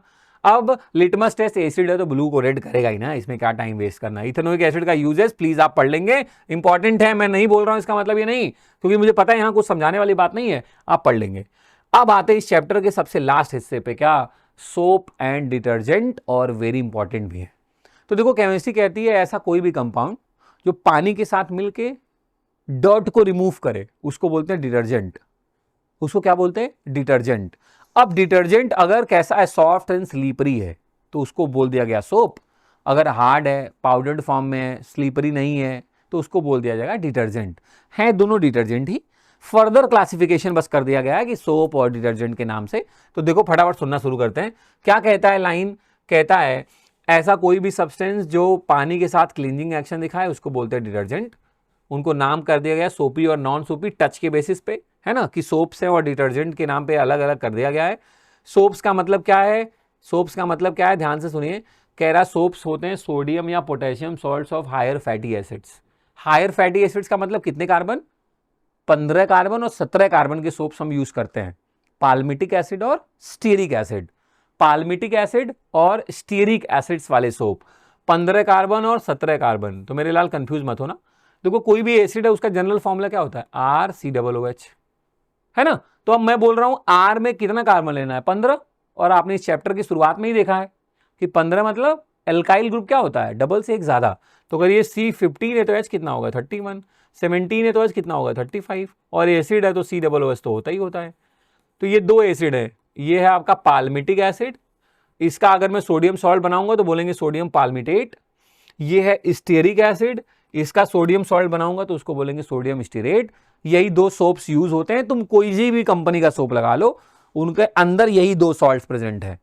हाँ, उसमें बाकी एडिशनली वो गुलाब मिला दे, लक्स बना दें, है ना, ट्रांसपेरेंट कर दें, बहुत सॉफ्ट कर दें, डब बना दे ग्लिसरॉल मिला के, वो डिपेंड करता है कंपनी क्या मिलाना चाह रही है। आजकल तो बहुत सब मिला दे रहे हैं, विटामिन पता नहीं क्या क्या बना दे रहे हैं भाई। लेकिन केमिकली अगर देखा जाए तो या तो वो सोडियम पॉल्मिटेट होगा या तो सोडियम स्टीरेट। उसमें भी मोस्ट कॉमन सोप जो है उसको बोलते हैं सोडियम स्टीरेट। तो चलो जल्दी जल्दी फटाफट देख लेते हैं, सोप के नाम फटाफट देखते हैं। देखो स्टीरेट स्टीरिक एसिड से बना होगा, पाल्मिटेट पाल्मिटिक एसिड से बना होगा, एच हटा के Na लगा दिया गया है। ठीक है, soap solution are basic in nature obviously, क्योंकि इसको जब ब्रेक करोगे तो वो NaOH स्ट्रॉन्ग बेस और ये वीक एसिड में टूटेगा, तो ऑब्वियसली उसका नेचर कैसा होगा, बेसिक होगा। ठीक है, ध्यान रखिएगा, बेसिक नेचर का होता सोप। विश्वास नहीं, आज जाना थोड़ा सा खा के देखना। बिटर टेस्ट, कड़वा, बेस का सिम्टम है दोस्त। शैम्पू करते समय मुंह में आ नहीं जाता शैम्पू, ऐसे करके, बीटर टेस्ट, कौन सा मीठा लगता है, वरना वो भी तो खा जाओ, है ना, मजा कर रहा था, इधर आओ। तो ये समझ में आती बात। अच्छा ठीक, कैसे बनता है, सिंपल सी बात है, फटाक से देख लो। कहता है सोप बनाने की जो प्रोसेस है, कैसे, by the hydrolysis of oil and fat with alkalis, इसी को बोलते हैं सोपेनिफिकेशन। इंपॉर्टेंट डिफिनीशन रहती है, ध्यान रखिएगा। Formation of soap, process of formation of soap by the alkaline hydrolysis of oil and fats, उसी को हम बोलते हैं सोपेनिफिकेशन। ईस्टर लिया, उसकी एल्कलाइन हाइड्रोलिसिस कर दिया, बन गया अल्कोहल और sodium salt of carboxylic acid, और यही दोस्त क्या है, सोप। इसी को क्या बोलते हैं, सोप। ठीक है, चलिए ध्यान से देखिए, जो मैंने वही बोला वही वाला, पाल्मिटिक या एस्टेरिक एसिड लिया, सोडियम हाइड्रोक्साइड फेंक के मार दिया, बन गया सोप, और साथ में क्या बन गया, ग्लिसरॉल। ये रिएक्शन याद रख लीजिएगा। सोपेनिफिकेशन की डिफिनीशन थोड़ी देर पहले आई थी, और ये है सोपेनिफिकेशन की रिएक्शन।